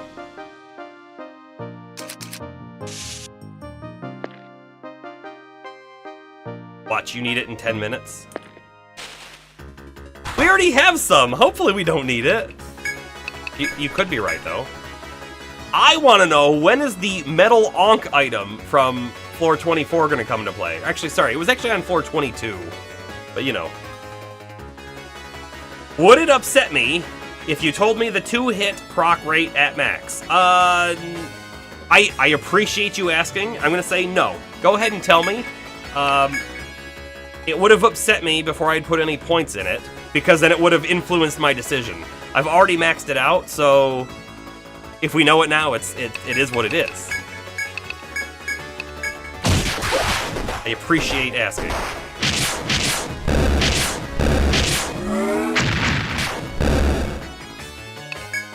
You know, I think that flame would have killed that bull right off the bat without Astro's attack. It was 908 damage or something. Okay, then while there.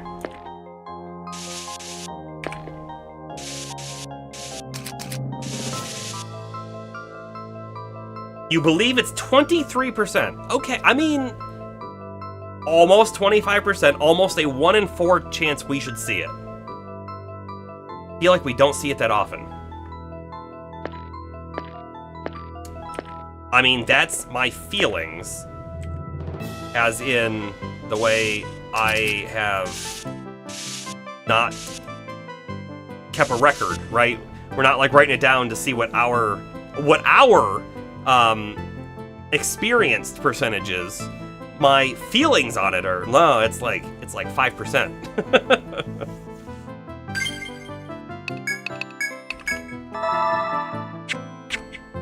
Alright, let's see. Save up again and fight another elephant.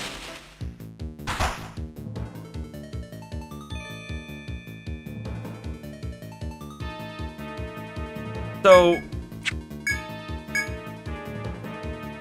maybe we should do the lightning attack before we do bravery this time.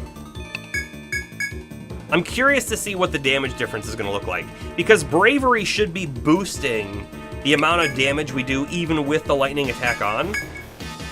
Oh, and you know what? Here's the thing that I don't know. I have an expectation that bravery probably increases the amount of damage Cerulean does. Don't know that, though. Alright, let's see. Violet? Oh, wait. Did Violet go first? She went before the lightning went on. It's cool. It does mean that we're gonna get bravery up. We should have done bravery first then anyways, I 915 though. 915 though. That's some good damage. I mean, I could put Shock on Astro as well and do a lot more damage. Let's actually do it this time. 8, 8, 8.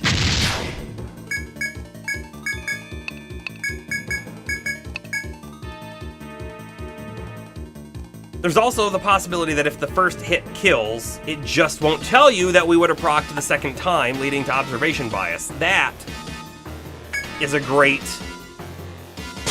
like, pointer, right? Violet does a lot of damage, so quite often she finishes things off. And there was a double hit. And here's another thing too, right? I'm holding the enter button, which means we're speeding through a lot of combat, and so if she does do a double hit, there is a good chance that I might just have missed seeing it. And it's part of the reason why I want there to be a nice, like, battle log. I'm gonna keep bringing that battle log up. I don't expect the game to magically have it, but man can hope.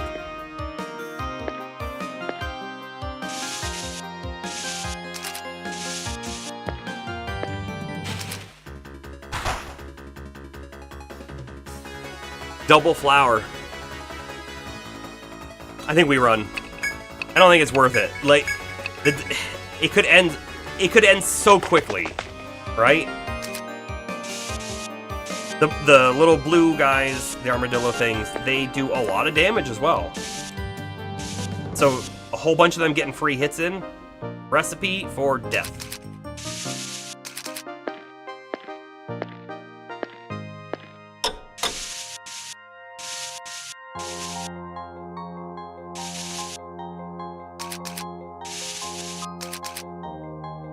I feel like we've gone down the wrong path again.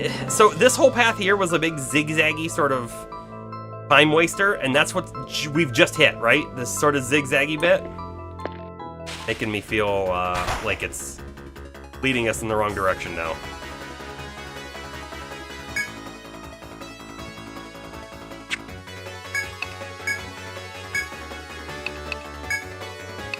Inferno. And we're gonna hope that everything dies. I hope the Inferno does 900 damage. It didn't, which meant the bull didn't go down.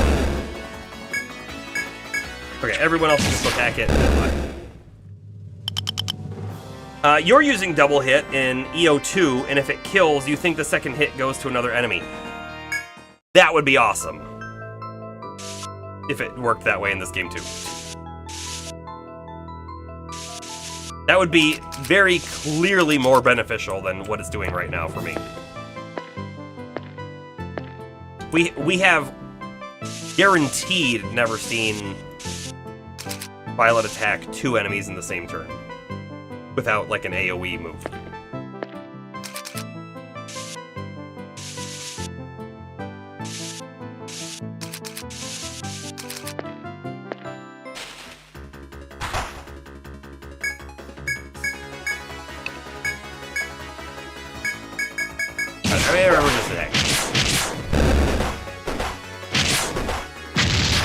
Palmer's looking a little low.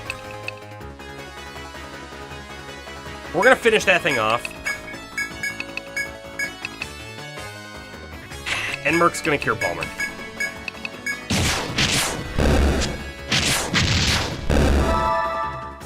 We probably could have done without, but I didn't want to risk it. I didn't want to risk it.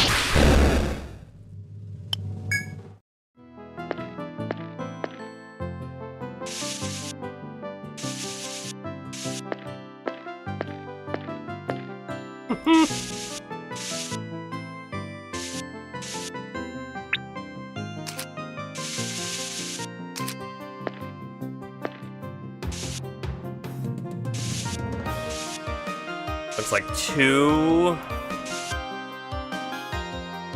Yeah, look at this, look at this. They're like... I feel like they're messing with us. Go up first.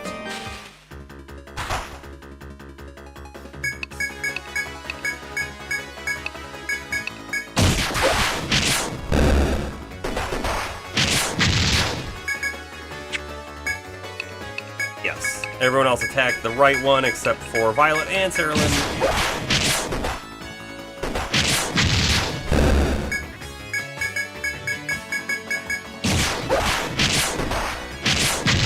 And we win. And we win.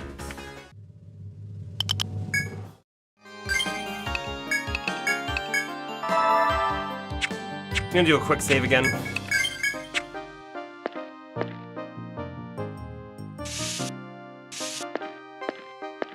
Dead end.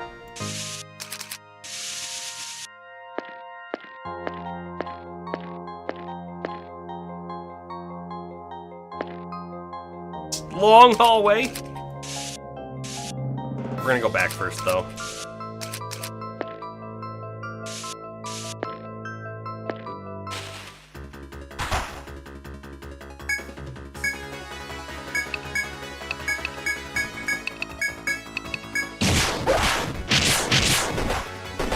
Double hit. Saw that one.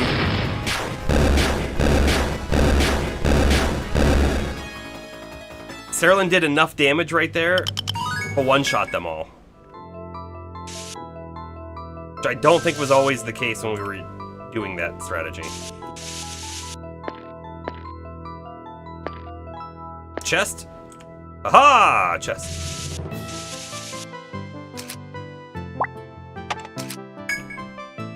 And we find Soma. I think we even have a Soma on us. Hey, look. A F.O.E spawned.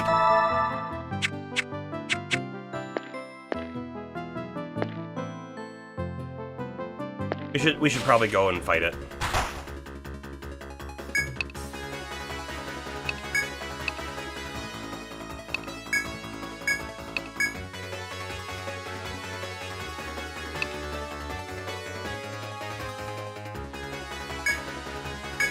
Yeah, we'll use it.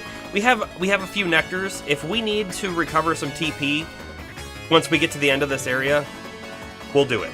If we get to the end of this area and it's the wrong spot, we have to go all the way back around, we might need to go back and heal again. Don't know if there's going to be a big way around that, unfortunately.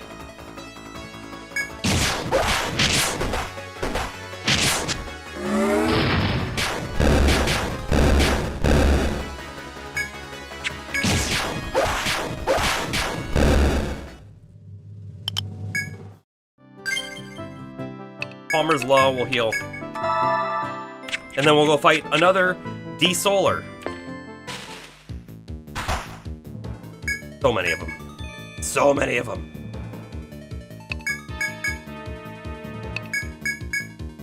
Palmer might not do so many parries this time because TP concerns.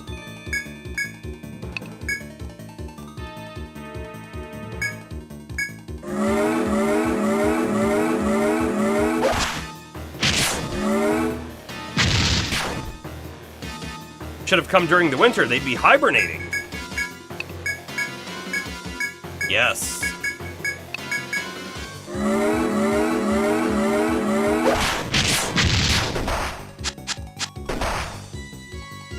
This is the common Shinjuku soul stealing bear. Definitely sleeps through winter. Oh, Merc, you're gonna heal, I guess.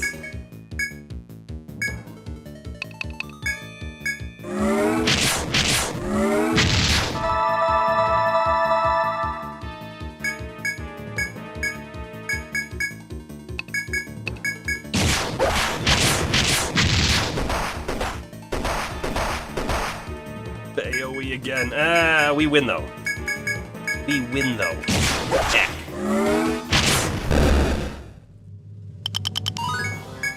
Another level up. We got a point on Violet too, which I missed. We're gonna go all in on All Slash now, right? Because All Slash should theoretically be better than Tornado. It's just Tornado's really good right now, and All Slash is not as good as Tornado technically. Other thoughts, right? Blazer, the sword skill that follows fire magic with a flaming slash, would be kind of neat. Especially if something was weak to fire. Like those bears are, right? I'm feeling like it's a little too low or too late in the game for that. Now, do we think that the boss will be summoning additional minions to fight us? Because if we think no, it's going to be a single target, then all slash is useless. But I think that's where we're going to go right now, is all slash. Palmer has a point as well. We have maxed out our on guard. I don't like fortify, because it doesn't really make sense to me. Not when we have parry and shelter and stuff going on.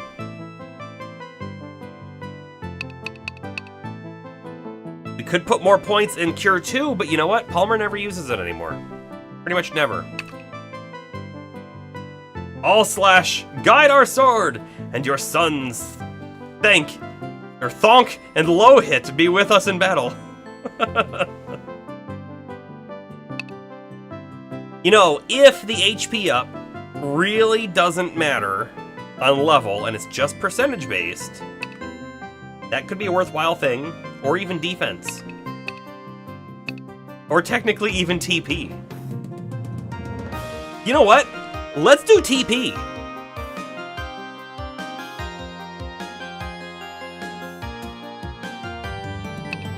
Hold on, let's just double check. I don't care about Defender for reasons we've talked about. Front Guard or Rear Guard could be good. What about Smite? A powerful shield strike at high levels may bind an enemy's arms. So it doesn't even start binding until later on. That would require 5 levels of Fortify though. I feel like we don't have 5 levels left before the boss. I'm gonna go TP, and here's the reason why I'm gonna go TP. We know that our TP song recovers TP based on percentage, right? So the higher your TP, the more TP you're gonna get back. If this can boost Palmer's TP regen by even 1 per turn in battle, that will give us a few extra turns of parrying. That's what we're gonna do. We're gonna hold on Cerulean, and Astro is going to max out that divinity. And then maybe we do Ifrit next.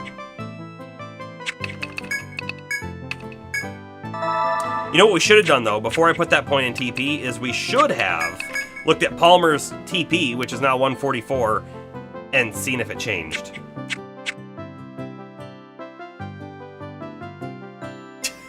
You're desperately trying to be as funny as James. Hopefully your Norse mythology analogy got close. I liked it.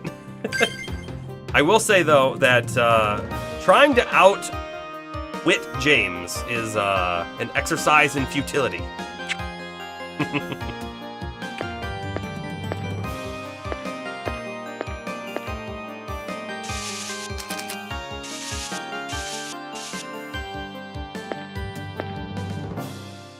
Don't give you a swelled head. Well...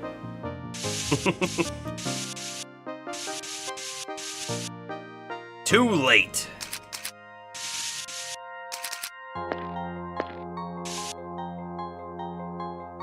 F.O.E.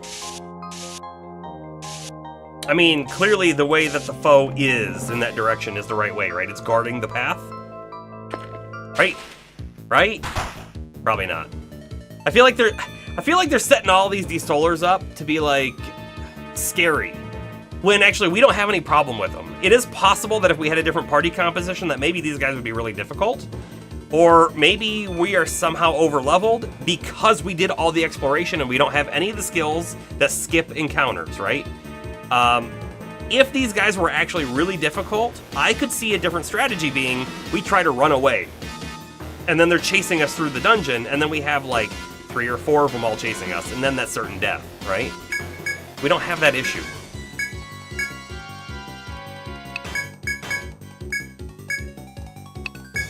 I'm actually going to start off with a Peace Ballad this turn.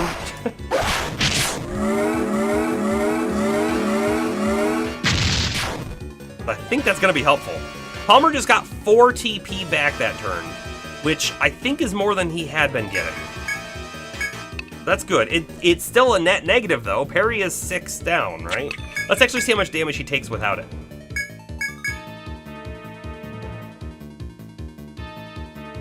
I have to think real hard, though. Homer's gonna lose it, because I did it first. So, again, you can only have 3 buffs, so he's got Peace Ballad. So if we do Shelter and Bravery, he's gonna lose Peace Ballad. I don't like that. So we're gonna do Bravery and not Shelter, which might be terrible.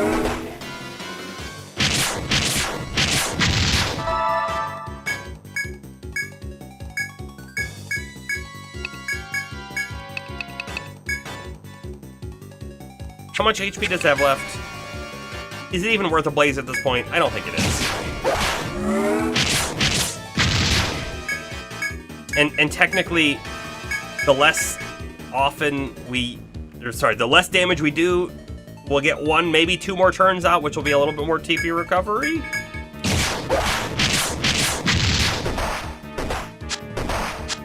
Hey, Merc may need, no. Never mind. Merc doesn't need to do anything. It's dead now.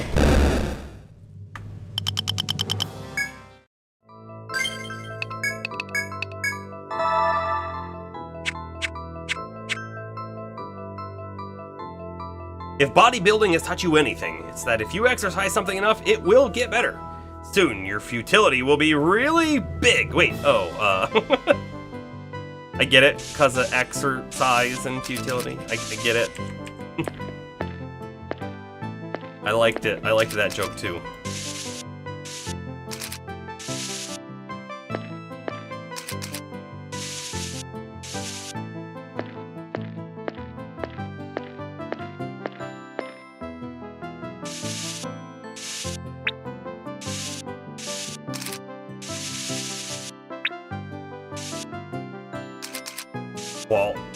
Wall. Ah! Oh, I thought we were gonna hit the encounter right there. Do we think a D-Solar is gonna spawn there as soon as we turn around and go the other direction? I don't put it past the game. Hey, there's a weird spot on the floor. There's weird spots on the floor all over now. I feel like we found a room. Got big stone pillars. I don't know what to expect.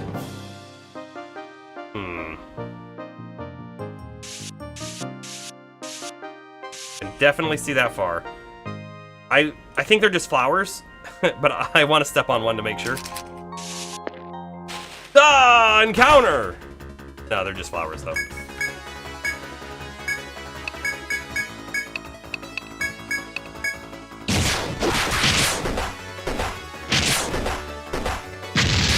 Everyone go for Violet, why don't ya? Actually, hold on. Violet can attack someone else. And you can cure Violet. Except curing Violet doesn't work when she did.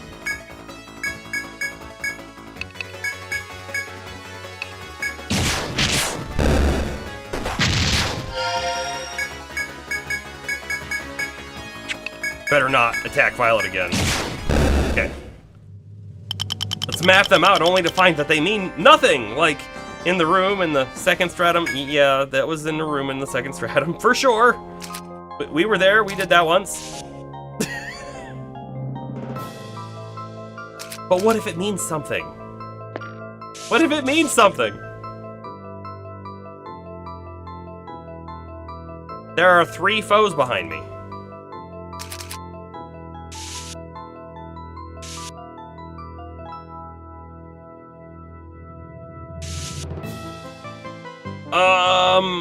Is this a legitimate we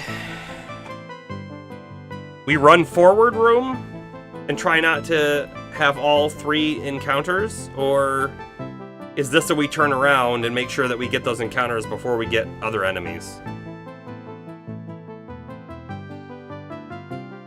It's definitely a heal up. Warning. And autosave, or quick save, not autosave.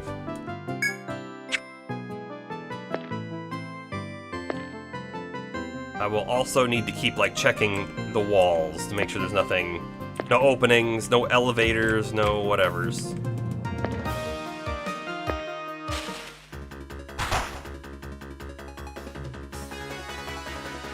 I'm not a fan of this! I think we kill the bees no problem with Saralin's Inferno. It's the other guys I'm worried about. We're definitely taking damage, though. Oh! We don't kill the bees with the Inferno. Well, how about that?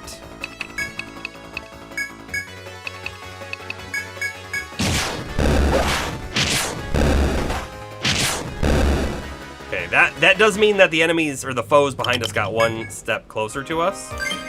Not great. How am I not finished with this game yet? Because it has a lot more left, turns out.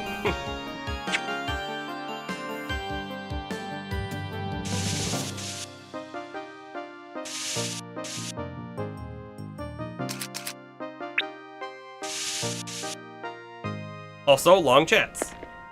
I mean, even if we didn't chat, I still don't think we would have finished it yet.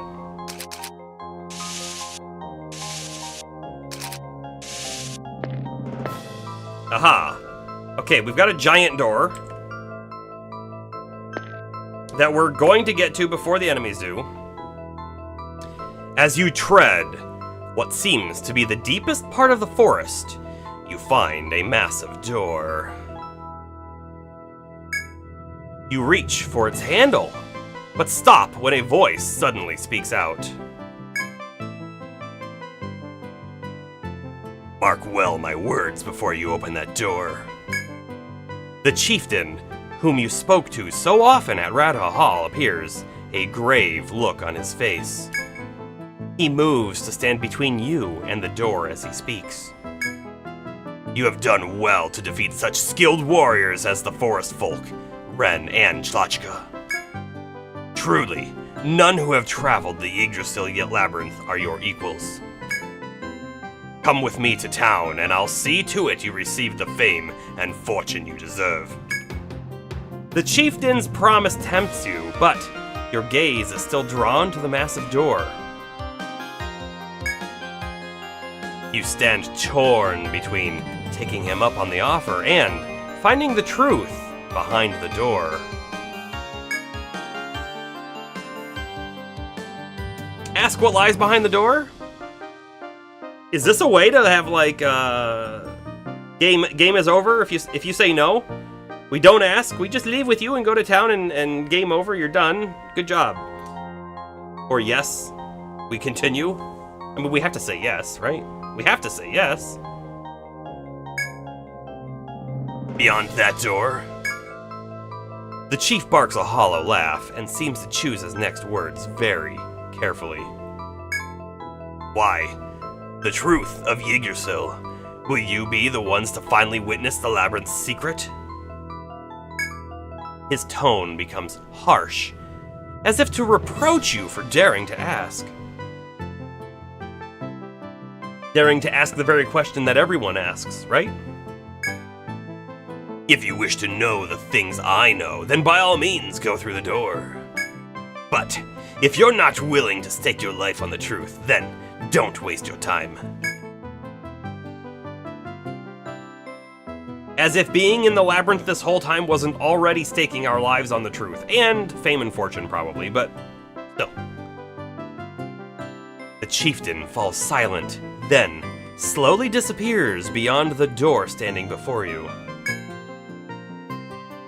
If you enter, be prepared. In exchange for your lives, I will tell you the Labyrinth's secret.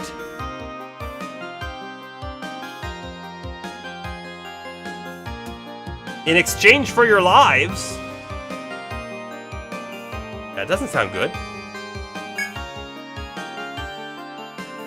The door swings firmly closed on the chieftain's words.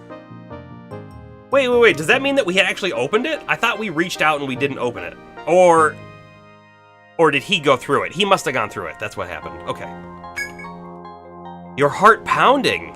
You think carefully before deciding your next move. There is still time to prepare in town before pursuing the chieftain through the door. Encounter! We're gonna have to use some TP items, almost certainly, right?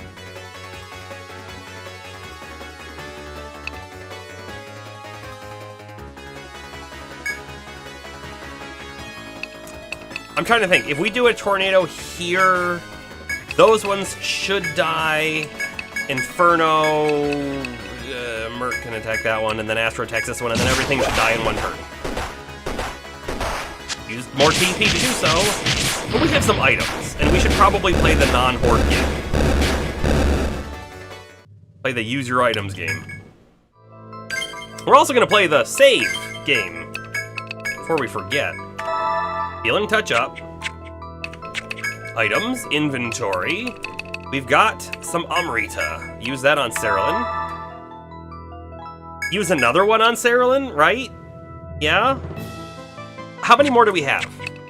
Let's actually look at that. So we have this, which is a full HP and TP recover. We save that for the fight, just in case we need it, right? I think. We have no other TP items, so that's it. Oh, and by the way, we had a pole stone, so like the not having the Ariadne thread wasn't that big of a deal, was it? We had another way out. We use another Amrita on... Here's the big question, right? How much healing is Mert gonna need to do? If it's a lot, well then he might not have enough TP, right? Violet probably needs more, and Palmer probably needs more. Palmer definitely needs more, so there we go there.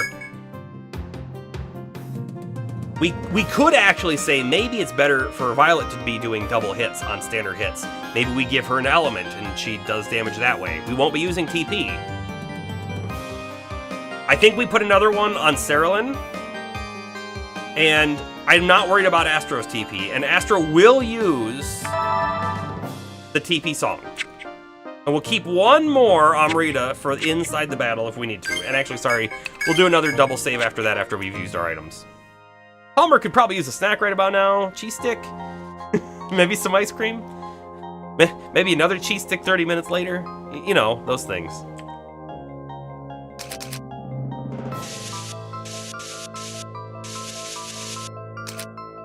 Door. We're gonna put a thing on it, and it's gonna be called the door. Doors in lower caps, but the in capitals. There's no turning back. There's only forward.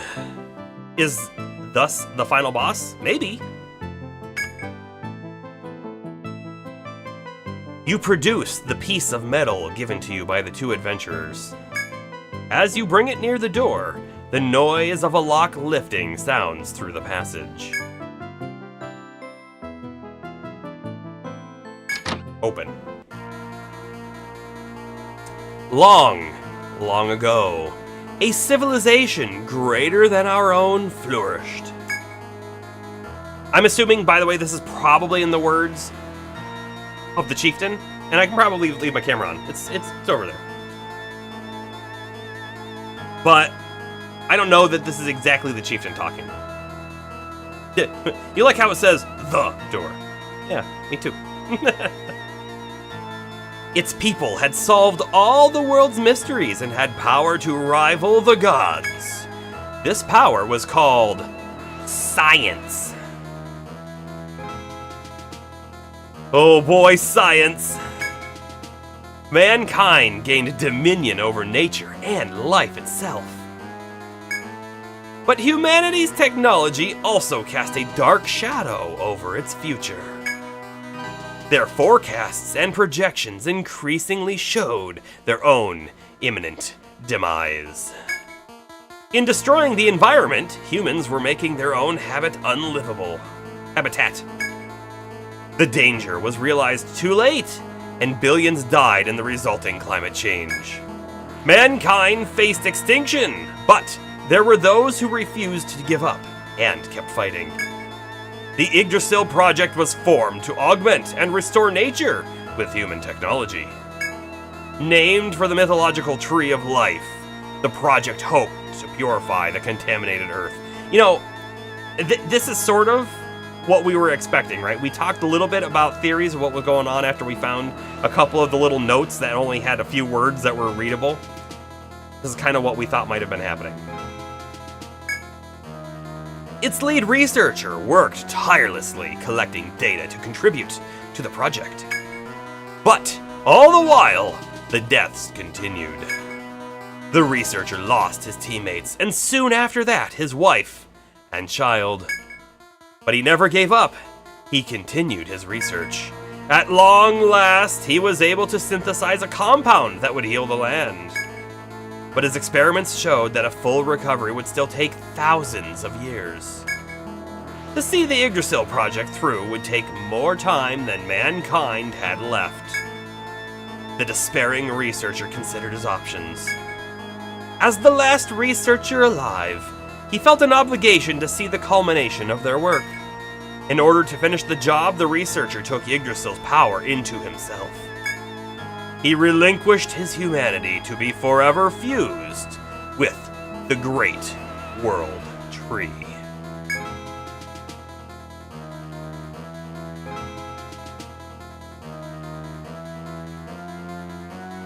First time they've done visuals like this.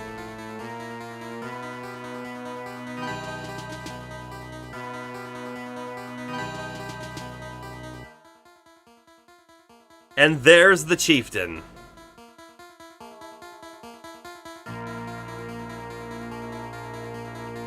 I was that man. So was he actually like out and about walking around? Or was that some sort of illusion or something? Because part of me feels like, no, he was definitely here the whole time.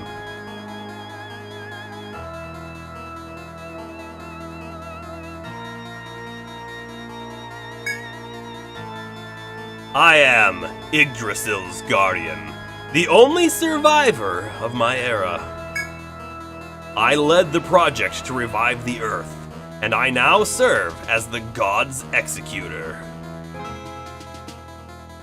I think his prime directive has changed a little bit. Yeah, astral projection magic, exactly.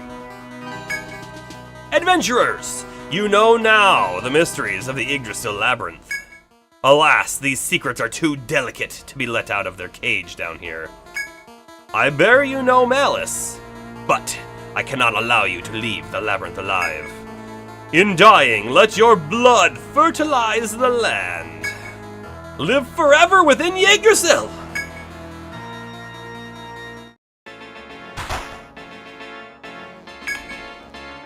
Etrian.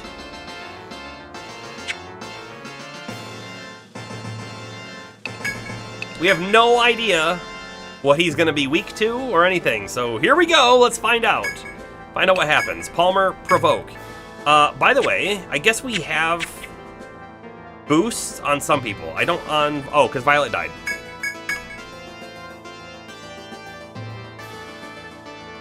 We're going to hold the boost on Palmer until we're sure we can attack, I guess.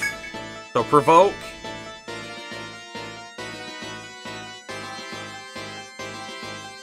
I could boost right now on Cerulean. I just don't know if it's worth it yet, because we don't... In fact, if it's not worth it, it's never going to be worth it, right? Because if it's resistant to fire magic, Cerulean's not going to do any damage with a boosted like normal attack. So let's boost with her. And we'll just do Flame instead of Inferno, because I think it may do more single target. Or at least it should now. And we will live forever in the memories of those who will sing the songs of our greatness. Yes. Merc could preemptively cure? We'll just hold off. Okay. I think we're going to do a boosted shelter on the next turn. So this turn we do Bravery, because Palmer will lose it, as we always know.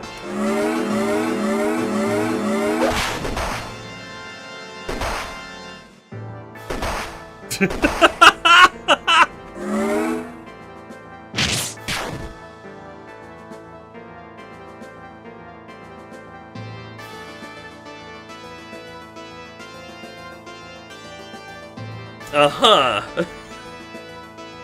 My confidence in this battle has significantly changed.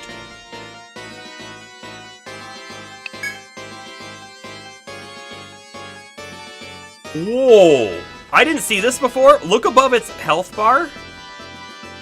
Doesn't that look like people? Silhouetted people?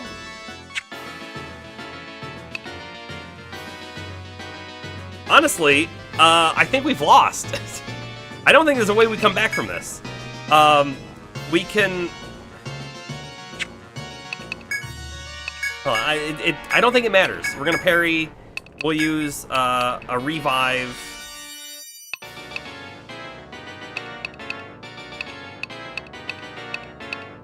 Yeah, a resurrect with full HP. Does it even matter? Because Merc dies in one hit. So let's just use a normal nectar on him.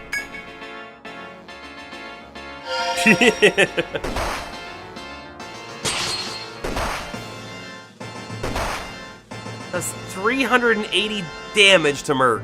380. Palmer can keep parrying, but what use is that, right? So...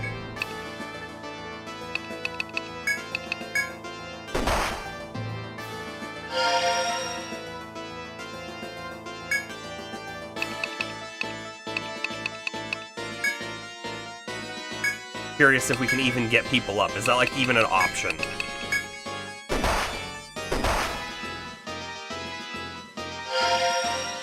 No, it's not an option, is it? This guy has so much life. I don't think it matters. I think this is definitely a loss. You know what? Boost attack. It doesn't matter. It doesn't matter. Oh. Oh boy.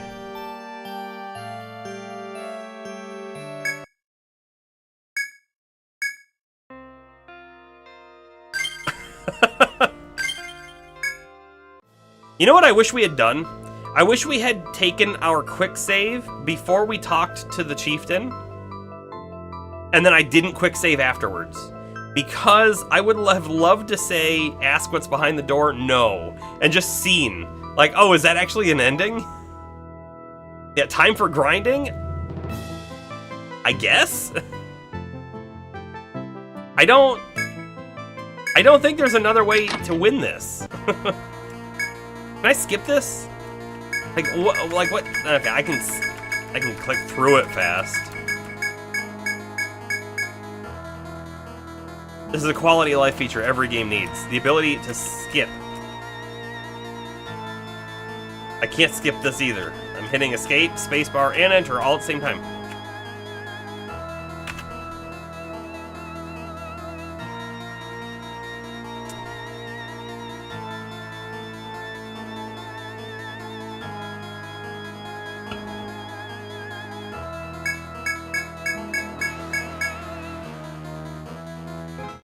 Do we have another option? Right? Let's think about it. Do we legit have another option? We have the option to do our shelter turn 1. So we'll try that, right?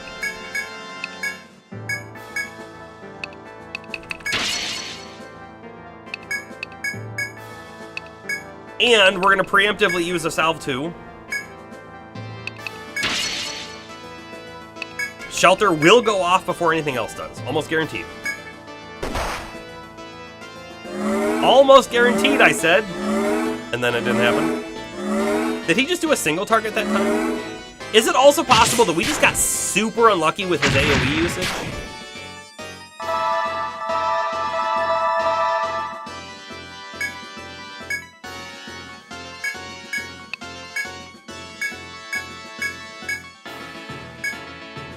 I think I have to salve 2 every turn, just in case, right? Palmer's gonna lose shelter now. That is the worst part of this. He's gonna lose shelter unless I don't use Peace Ballad.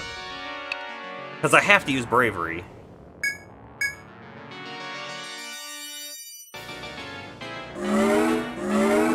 He did Twigs and he got a defensive buff, is what it sounded like. That was like a parry.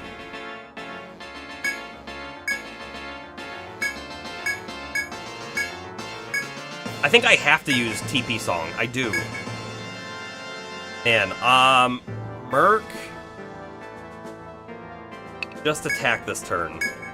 I can't keep doing 20 TP cures with Merc every turn if we want him to have any TP left over.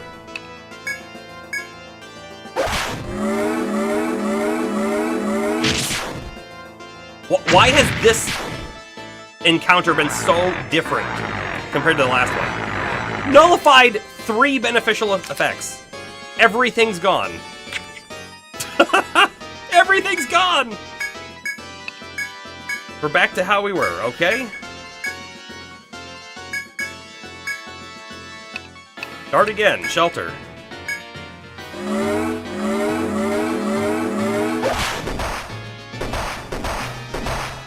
Even through shelter, we couldn't live. Did his health bar even move? It's moved a little bit, yeah. It's moved a little bit.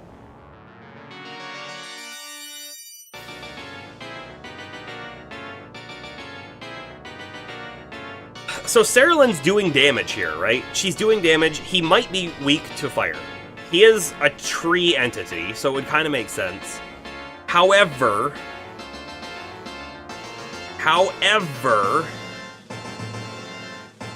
we may legit, if we want to actually beat him, we may legit have to contemplate swapping Sarah out for Milim and then leveling her up.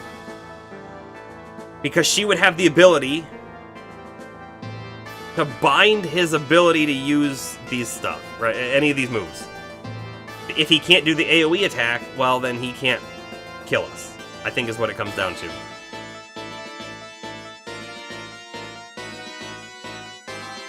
Luis, are you still there? How much trouble did you have with this guy?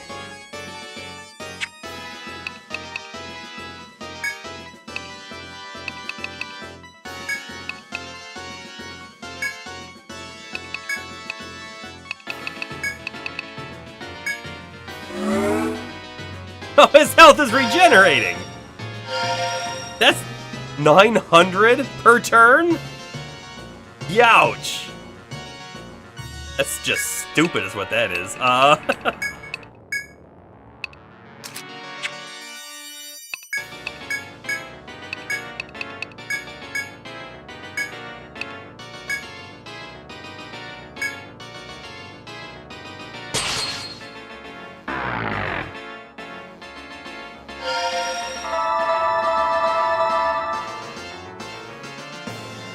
You died a bit? Makes sense. Makes sense. He gained a lot of stuff back.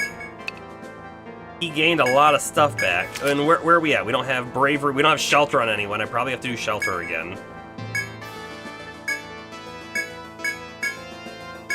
We did get everyone back up. Honestly, we might have to come back in here with a lot of items. Right? That might be part of the saving grace. A couple levels higher, a lot of items.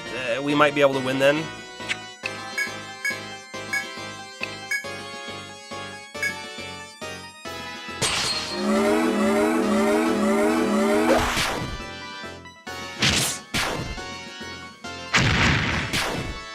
The biggest thing is, this game has level scaling. If you're under-leveled, you will receive more damage.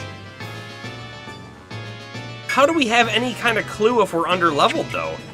Right? Like, everything on this floor is killable for us, no problem, right? So, I would have the reasonable expectation that we shouldn't be under-leveled.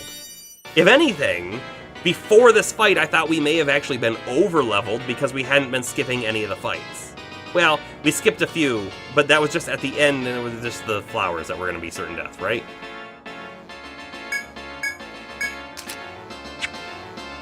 Gotta provoke this turn. Keep doing stuff. Double check that he didn't put his healing thing back on. I had to make sure. Peace Ballad or Bravery? Peace Ballad or Bravery? Shield the branches. Merc wasted his shield. Oh, maybe not. Fire magic goes through the shield, though.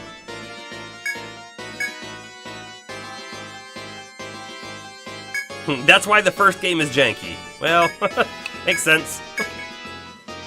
Feels, here's the thing, like, the difficulty on the first stratum, very high.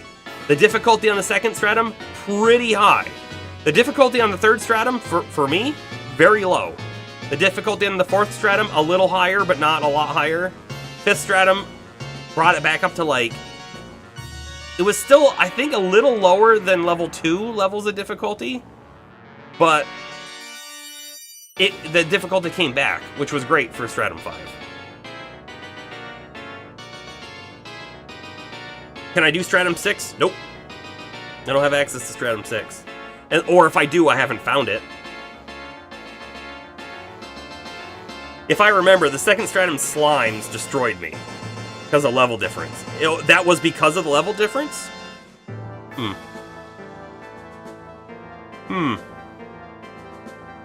Yeah, I remember the second level slimes being pretty nasty.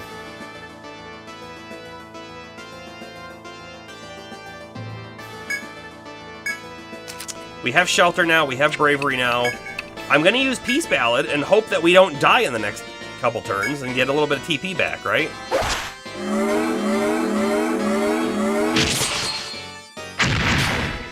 But he keeps blocking our attacks here. I am curious, like, if we should stop doing Cleaver and instead do normal attack and hope for the double proc, but let me tell you, at this moment, it doesn't feel like it's a certain loss. It feels like we have a chance. And in fact, you can just attack this turn. He dodged. Merc somehow got his 3 damage off.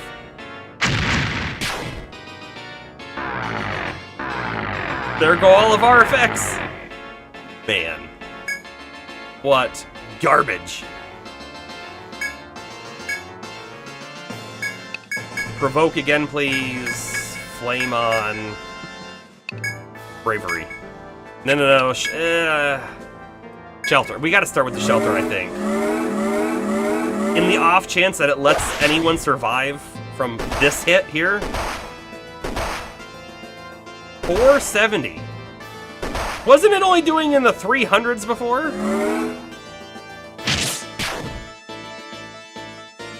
Louis says it's not impossible. Man. It's feeling like I don't have enough items, though. That's what it's feeling like. Feeling like we don't have enough items.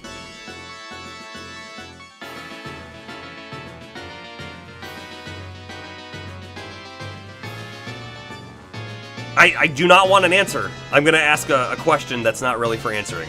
The question is, what level are we supposed to be then? Right? So if my characters are... Can I see their level here? I don't even remember what level they are. High 50s, right? Almost 60 on everyone, if I remember correctly. Are we lower level by 5 levels? By 10 levels? You know what I mean? Again, I don't want an answer on that. It's just me talking. Right, we're running out of nectars. Sort of. We do one there. Palmer should probably parry, but instead he's going to use a nectar. On Astro. Violet's dead. Palmer's going to die.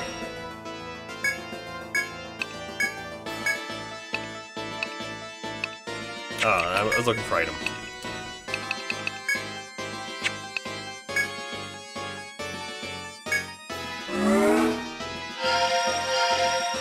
Yeah, now he's healing again.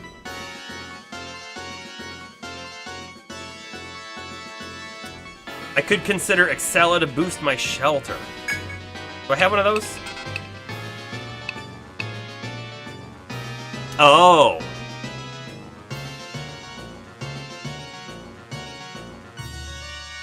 Get me boost points to consider boosting your Shelter consistently. Yeah. Yeah, because a boosted Shelter would significantly reduce the amount of damage we take. I don't know if Cerulean, Merc, and Astro really lived through it, though, right? And then he removes... So we'd have to do, like, Boosted Shelter, and then use Excella multiple times. So multiple turns of us just getting our boost points back. Just so we can Shelter again after he removes our status effects.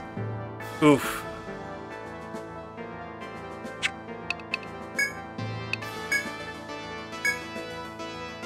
Cerulean's gonna stay down.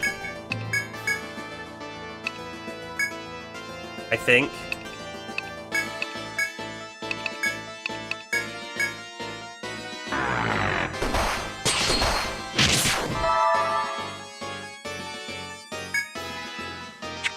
We erased his healing.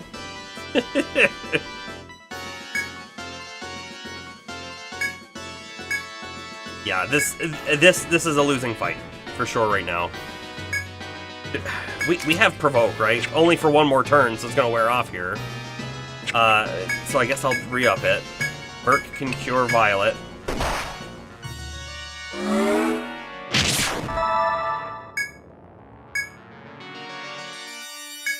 It's our last cleave. We got no more after this.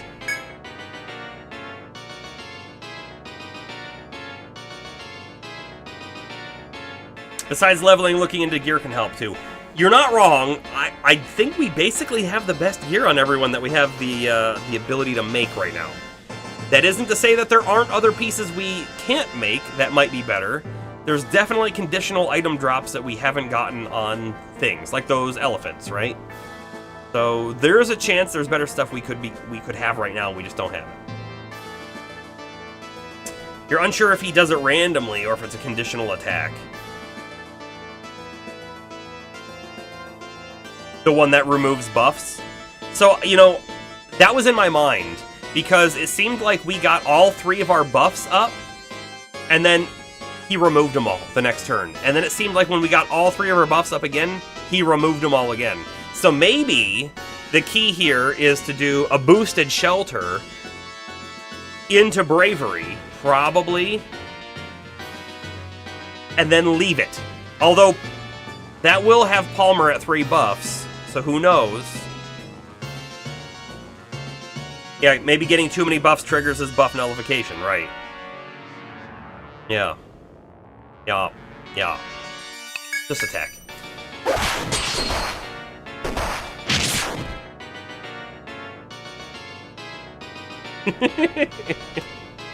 I'm gonna let this one end.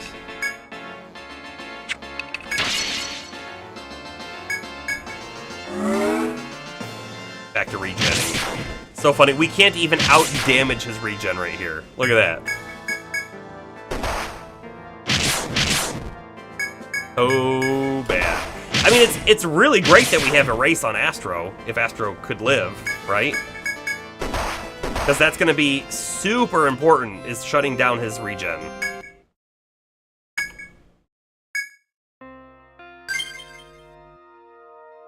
I got it to 2/3 though. That's something. Thanks.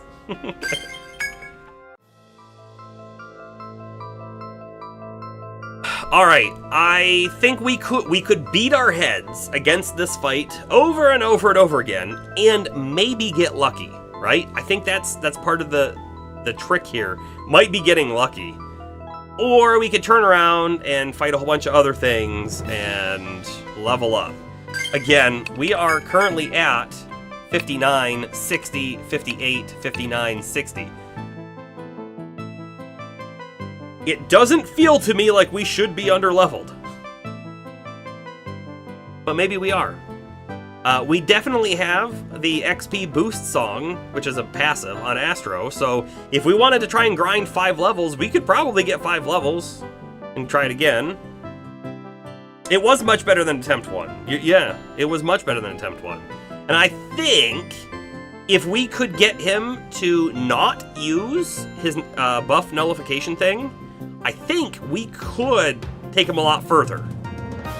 That buff nullification really screws us up.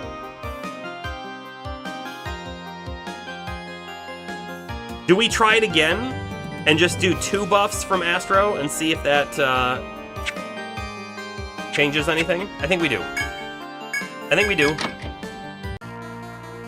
I just wish I could skip this. I can mash the button.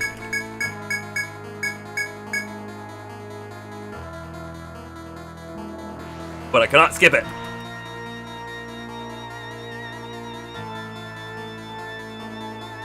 If you ever watch, like, Mario speedruns, they're always like, oh, this is the auto-scroller portion. If you need to go take a break, go for it.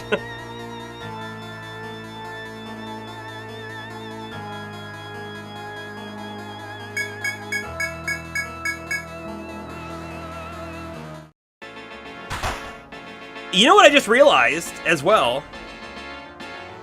If we kill this guy, we might be dooming the Earth. He might legitimately be curing the planet, and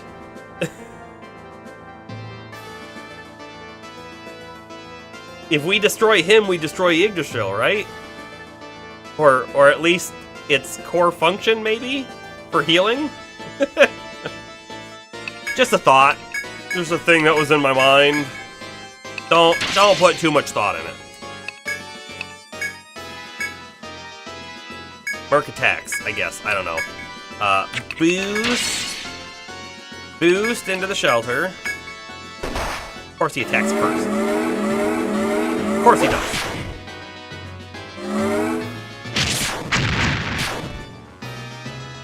I'm also kind of wondering, maybe we shouldn't be using parry on Palmer so much. He's going to do damage to Palmer, sure, but Palmer has a lot more defense, and so he can tank a hit, maybe 2, and the Merc can just cure him. Merc's not doing anything otherwise. It might be better that way. A thought. Maybe not the best thought. A thought.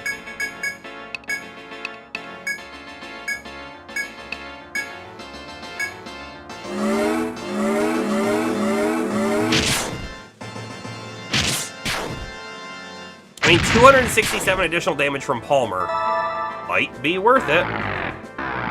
Oh, wait a second. Okay, so he's already removed the effects. Maybe it's because Palmer had 3.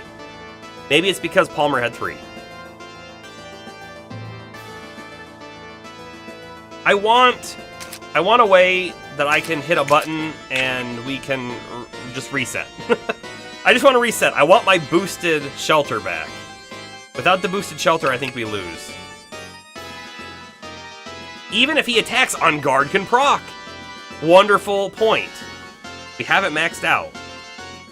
We are a master of On Guard. And Provoke gives additional defense too, so... Big boosted shelter, and no bravery. Because that clearly puts Palmer at 3 buffs, and then we have a problem. But I think Palmer has to provoke, because if he just randomly one-hits Cerulean, we're in trouble. I'm gonna... This is dumb. Well, I don't think we can escape. I want to reset. That's what I want. Yeah, okay. You cannot escape. Just kill us. Just kill us. It's fine.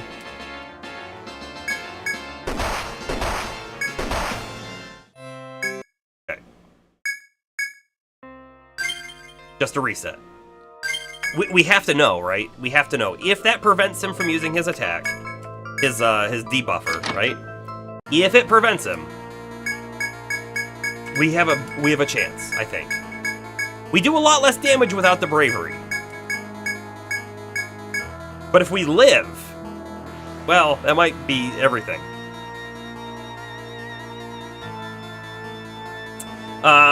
Luis, please. Please tell me that Etrian Odyssey 2 introduces the ability to skip stuff like this.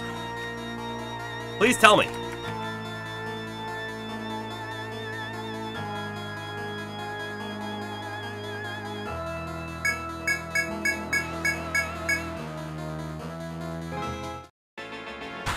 All right.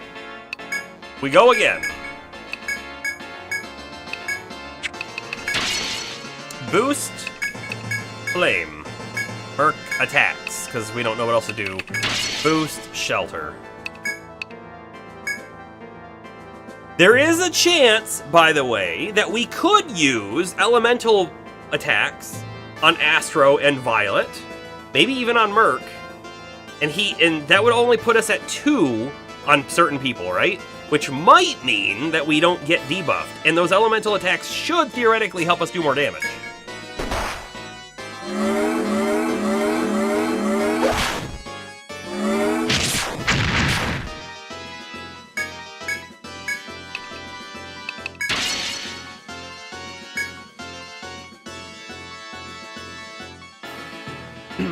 You don't think that Etrian Odyssey 2 has that capability? Oh man, but the cutscenes haven't been as long though. Okay.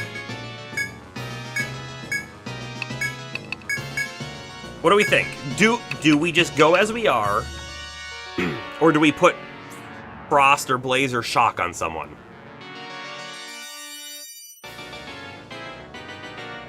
Here's another thing, we don't know. Alright, we don't know. Is it potentially triggered off of just how many casts we've had of a buff and not necessarily how many are on a character?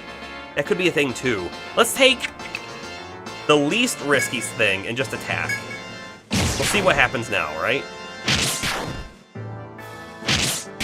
I'm going slow. I want to see what he's going to do.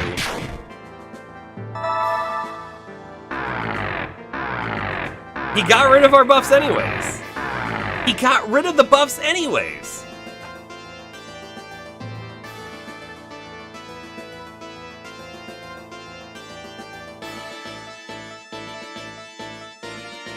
So, do we think it's conditional, or do we think we're getting unlucky? Because I feel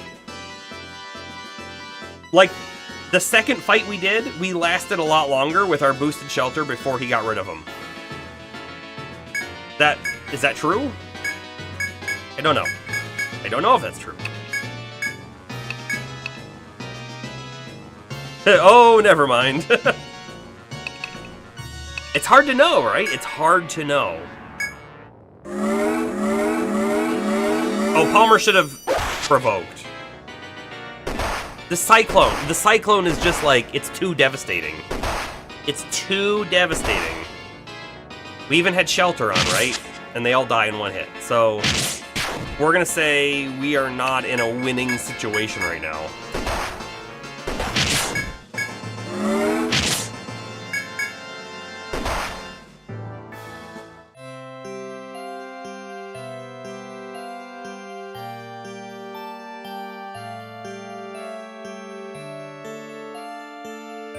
Sorry, I'm just thinking like what I want to do here. I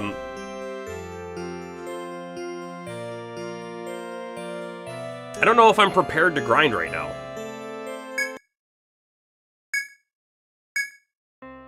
It is a bit rough, isn't it, James? It is a bit rough. We're gonna turn around. And we're gonna fight these things and see if we can win against these things. But, before we do that, I am going to take a very quick break. I shall return momentarily.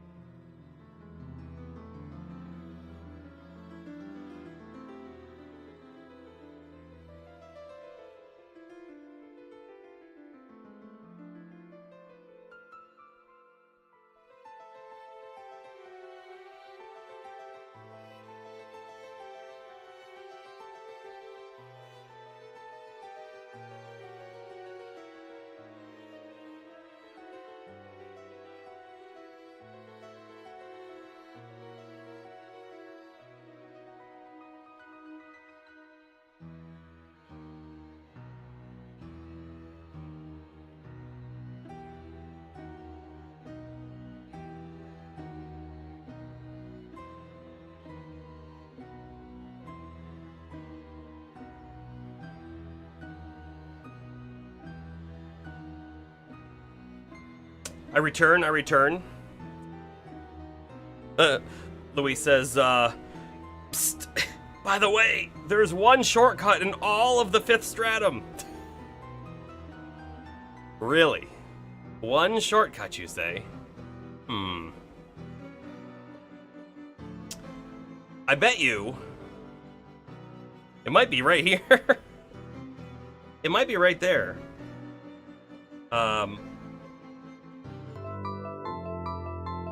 I do want to try to fight these guys. If anything, they're worth some XP, right?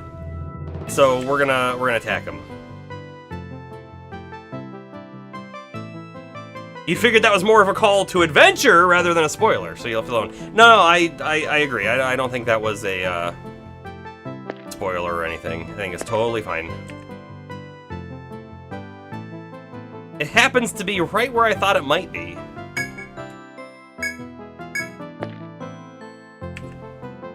Now, we definitely didn't check this spot before. It is very possible, though, that it was one of those spots that would have been like, there's a way through from the other side, right? Alright, we'll just do another quick save real quick, and then we'll fight them. King Dial, I thought it was going to be Desolars. Okay. They're not really that terrible. I don't think they have AoE. Which means we should be totally fine. So, we fight. We fight! We fight, we fight, we fight.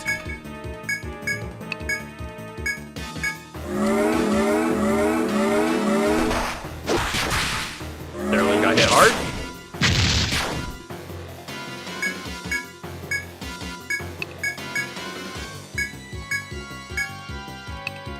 I don't know if we're gonna be able to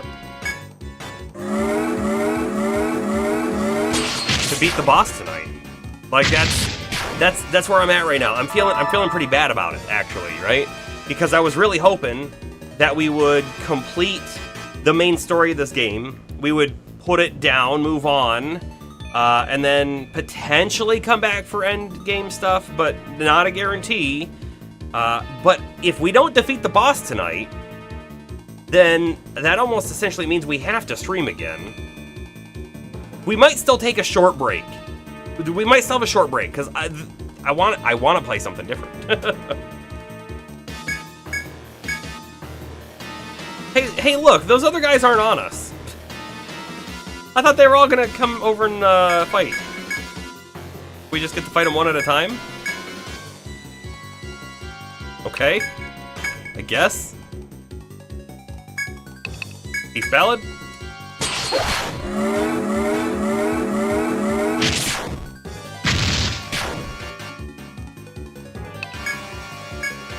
Okay, we're gonna save some TP. Because we're gonna fight the rest of those foes as well.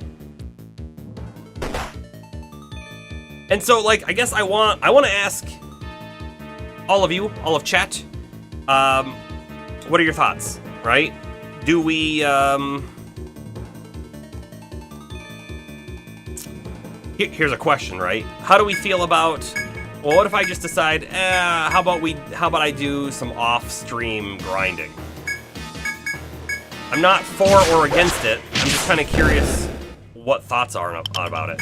I don't necessarily mind doing the grinding on stream if people don't mind watching the grinding on stream, you know?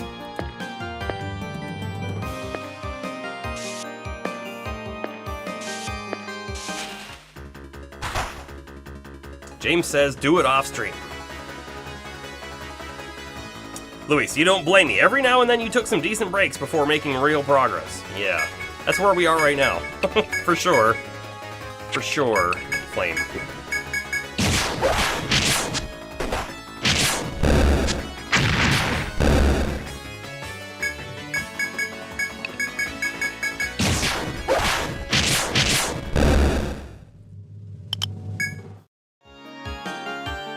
It's funny, right? I'm like slightly demoralized, but it's because it ruined my plans. Not because we didn't win. I didn't have, like, the full expectation that we would just win on the first try without coming up with a new strategy or anything like that. Just more so that we have to change up what our plans are. Kind of funny.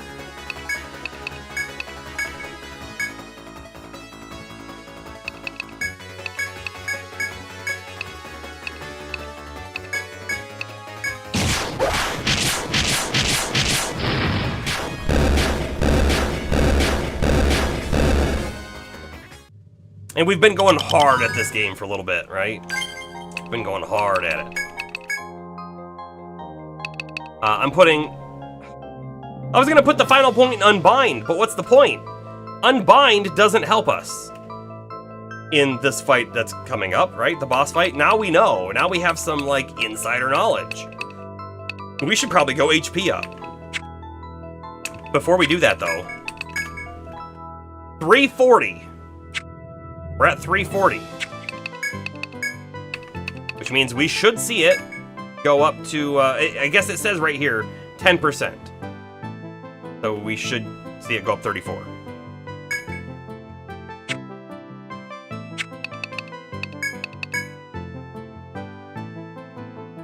Yes. We did. We need more life and defense on our back row.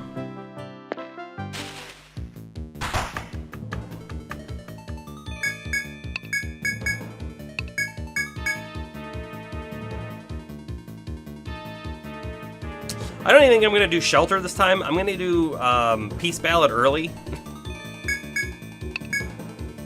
Like first.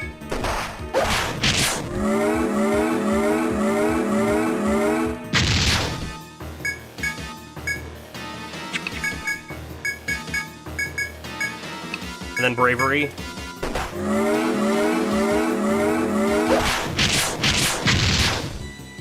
And then just attack it. Kill it. Get some TP back on everyone.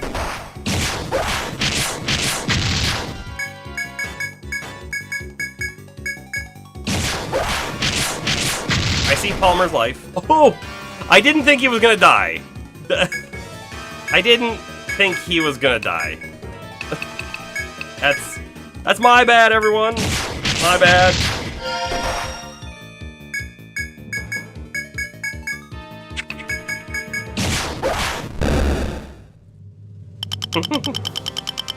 Level up. Okay, so that's 60 on everyone now except for Sarah. She's gonna get 59 on the next one. See, we're talking, right, about the level thing, right? So if you're under leveled, you take additional damage. I'm kind of wondering, like, is there a certain cap, or not a cap, but a cutoff of like, oh yeah, no, now that you're level 60, you'll no longer take that damage, right? I don't know. I feel like 60 is like a milestone, just because it's a multiple of 5.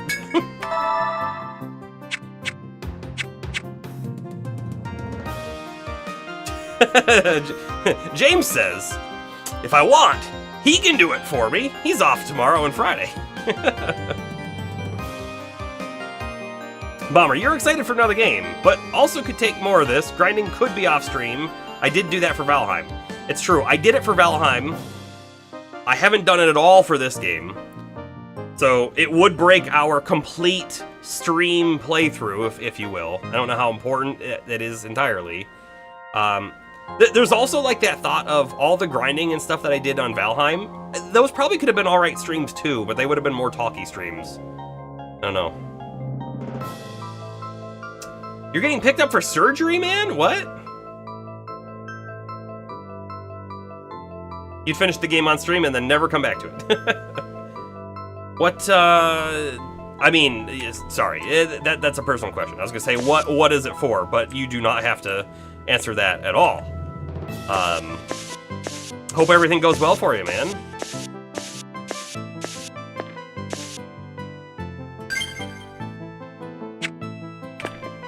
The last of these foes, we gotta take them down. The level cap thing is something in the line of being like within 5 levels. Okay, so if it is about 5 levels, well then my multiples of 5 could be a thing, because in my mind it would make sense for the boss to be like level 60 or level 65 or level 70, not just like randomly level 67. But who knows?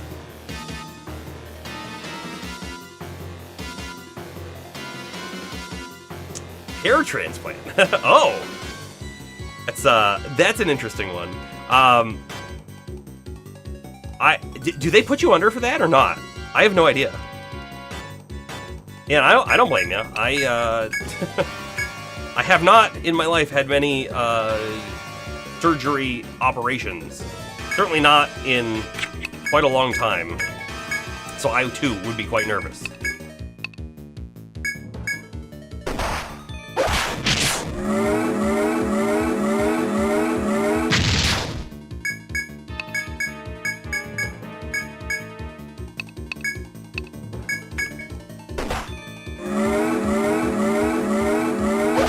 Palmer might die again. I think he was at 194 when he died last time. That I was not expecting. So we're gonna do a parry this time.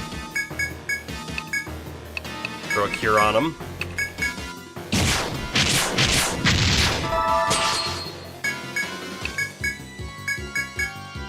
You know what? TP-wise, we're even better off right now if we were to go right into the boss fight again than where we were last time.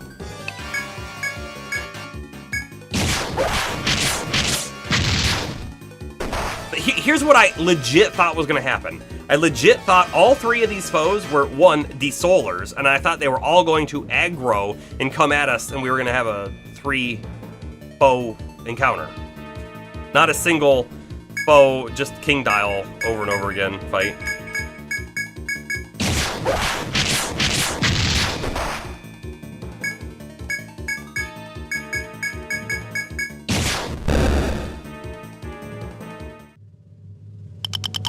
They do sedate you. Gotcha. Oh, and it's optional? Oh. Not super painful, but can be uncomfortable. Sure. Yeah. Sedate as in mid-sleep, but conscious, but not completely knocked out. Probably, I know that some of the medication and stuff that they use for stuff like that actually makes it so you don't remember, right? So, you'll come out of it feeling pretty good, and then the next day you will have no memory of it. This thing, which I guess you can't see, it's a piece of my chair, and it pops off all the time. I gotta pop it back on. If I can find where it goes. Okay. Okay.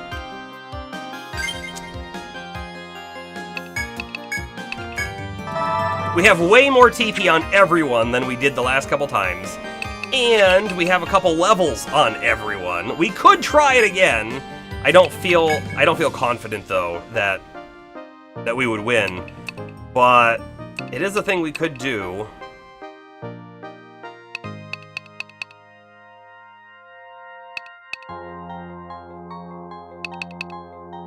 I'm just contemplating here, right? Just looking at our options. For Violet, HP, attack, defense, all good stuff.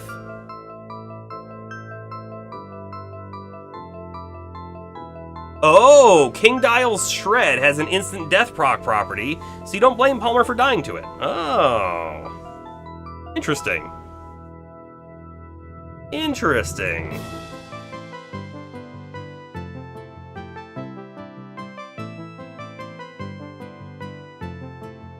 We should probably do the defense, right? Because if we do attack, he goes down faster. But if we do defense, we stay up longer. If we do HP, we stay up longer too. I don't know what's better, right? Is having that little bit of additional HP better than a little bit of additional defense? It's hard to know. We don't have any percentages on anything. I'm gonna put a point of defense for Violet. Palmer has nothing. Saralyn has some stuff here. I'm kind of feeling like it could be totally worth it to get poison on him. We could get it up to level 2.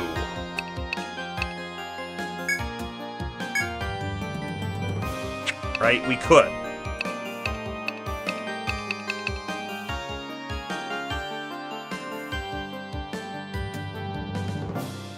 I think we do it.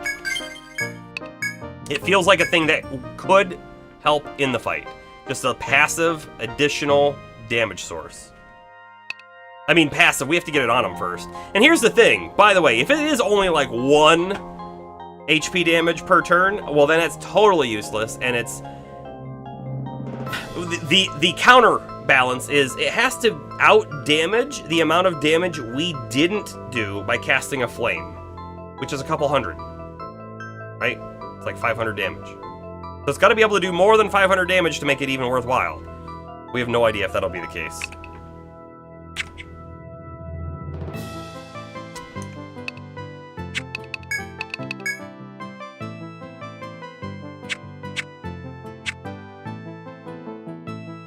Do we try it one more time? I feel like we try it one more time.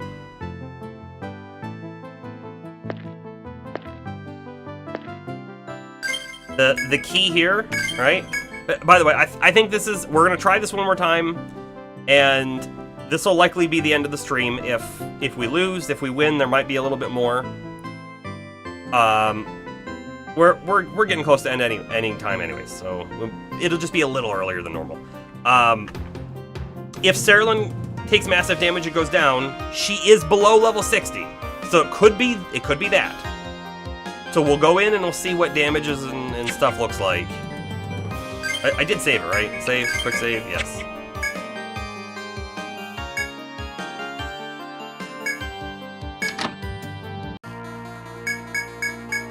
Skip, skip, skip, skip, skip, skip, skip.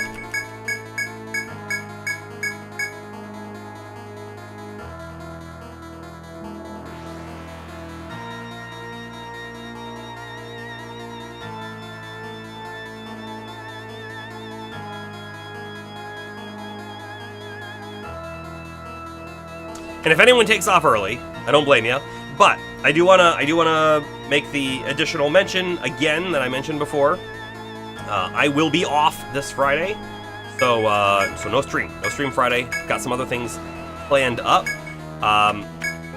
It'll be stuff going through the weekend, so I probably won't be able to make it up over the weekend either. I should be good and available and live again on Monday, in case anyone takes off early. Now you know. And we will fully anticipate a different game for Monday. I have 2 games in mind. 2 games. Would you like to know what they are? Those 2 games are Last Epic, which probably no one was surprised about, and Crossroad OS, which is a short game that we should be able to do in one stream. So, those are the thoughts.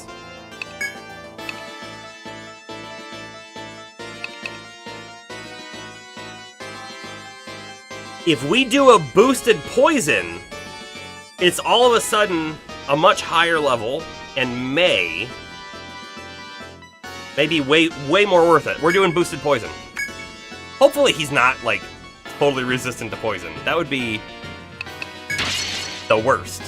And I don't think there's any reason to just not boost. I guess we could do a boosted revive on Merc. Maybe. We'll hold off. Astro will still do his boosted shelter. He's regenerating already. Wonderful.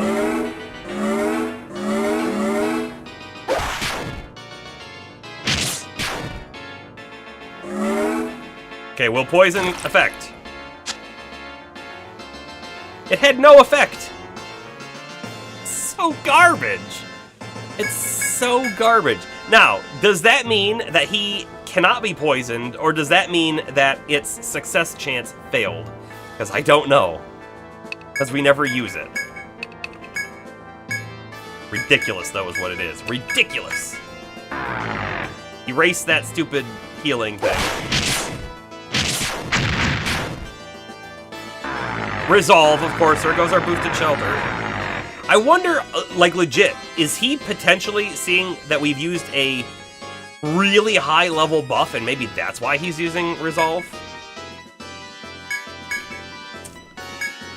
Couldn't tell you.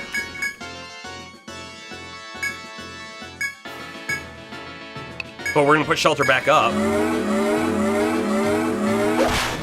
Oh, Palmer should have provoked too. No, they all still die. All three of them still die. Being level 60 didn't matter. You think the boss hates me? I think the boss hates everyone, yeah. That sounds about right.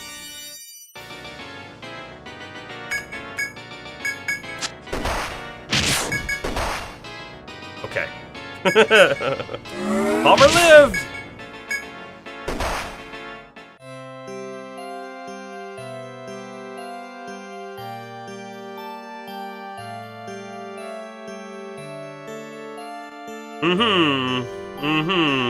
Yes, yes.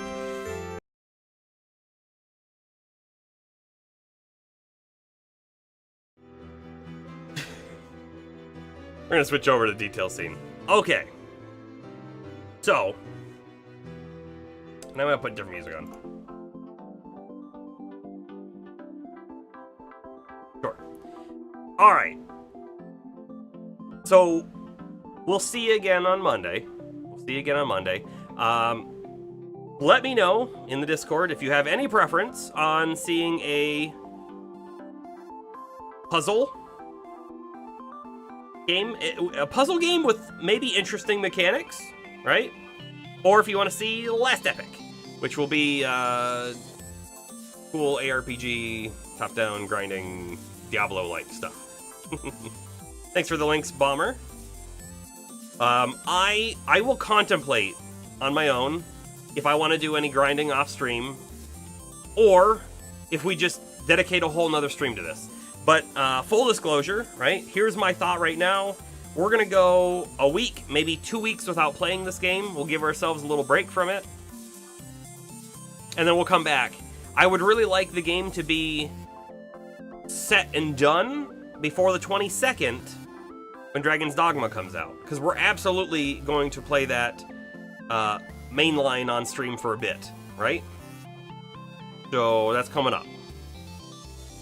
There's a chance as well that we might do some Rise of Ronin on streams as well too. I don't know if I'm going to do any Rise of Ronin streams, or some, or all, but we'll figure that out as we get closer to that day too. I know it's coming up. It's coming up soon. Anyways, don't let this get you down. We'll get them eventually. But anyway, oh, you know what? I didn't really think about this.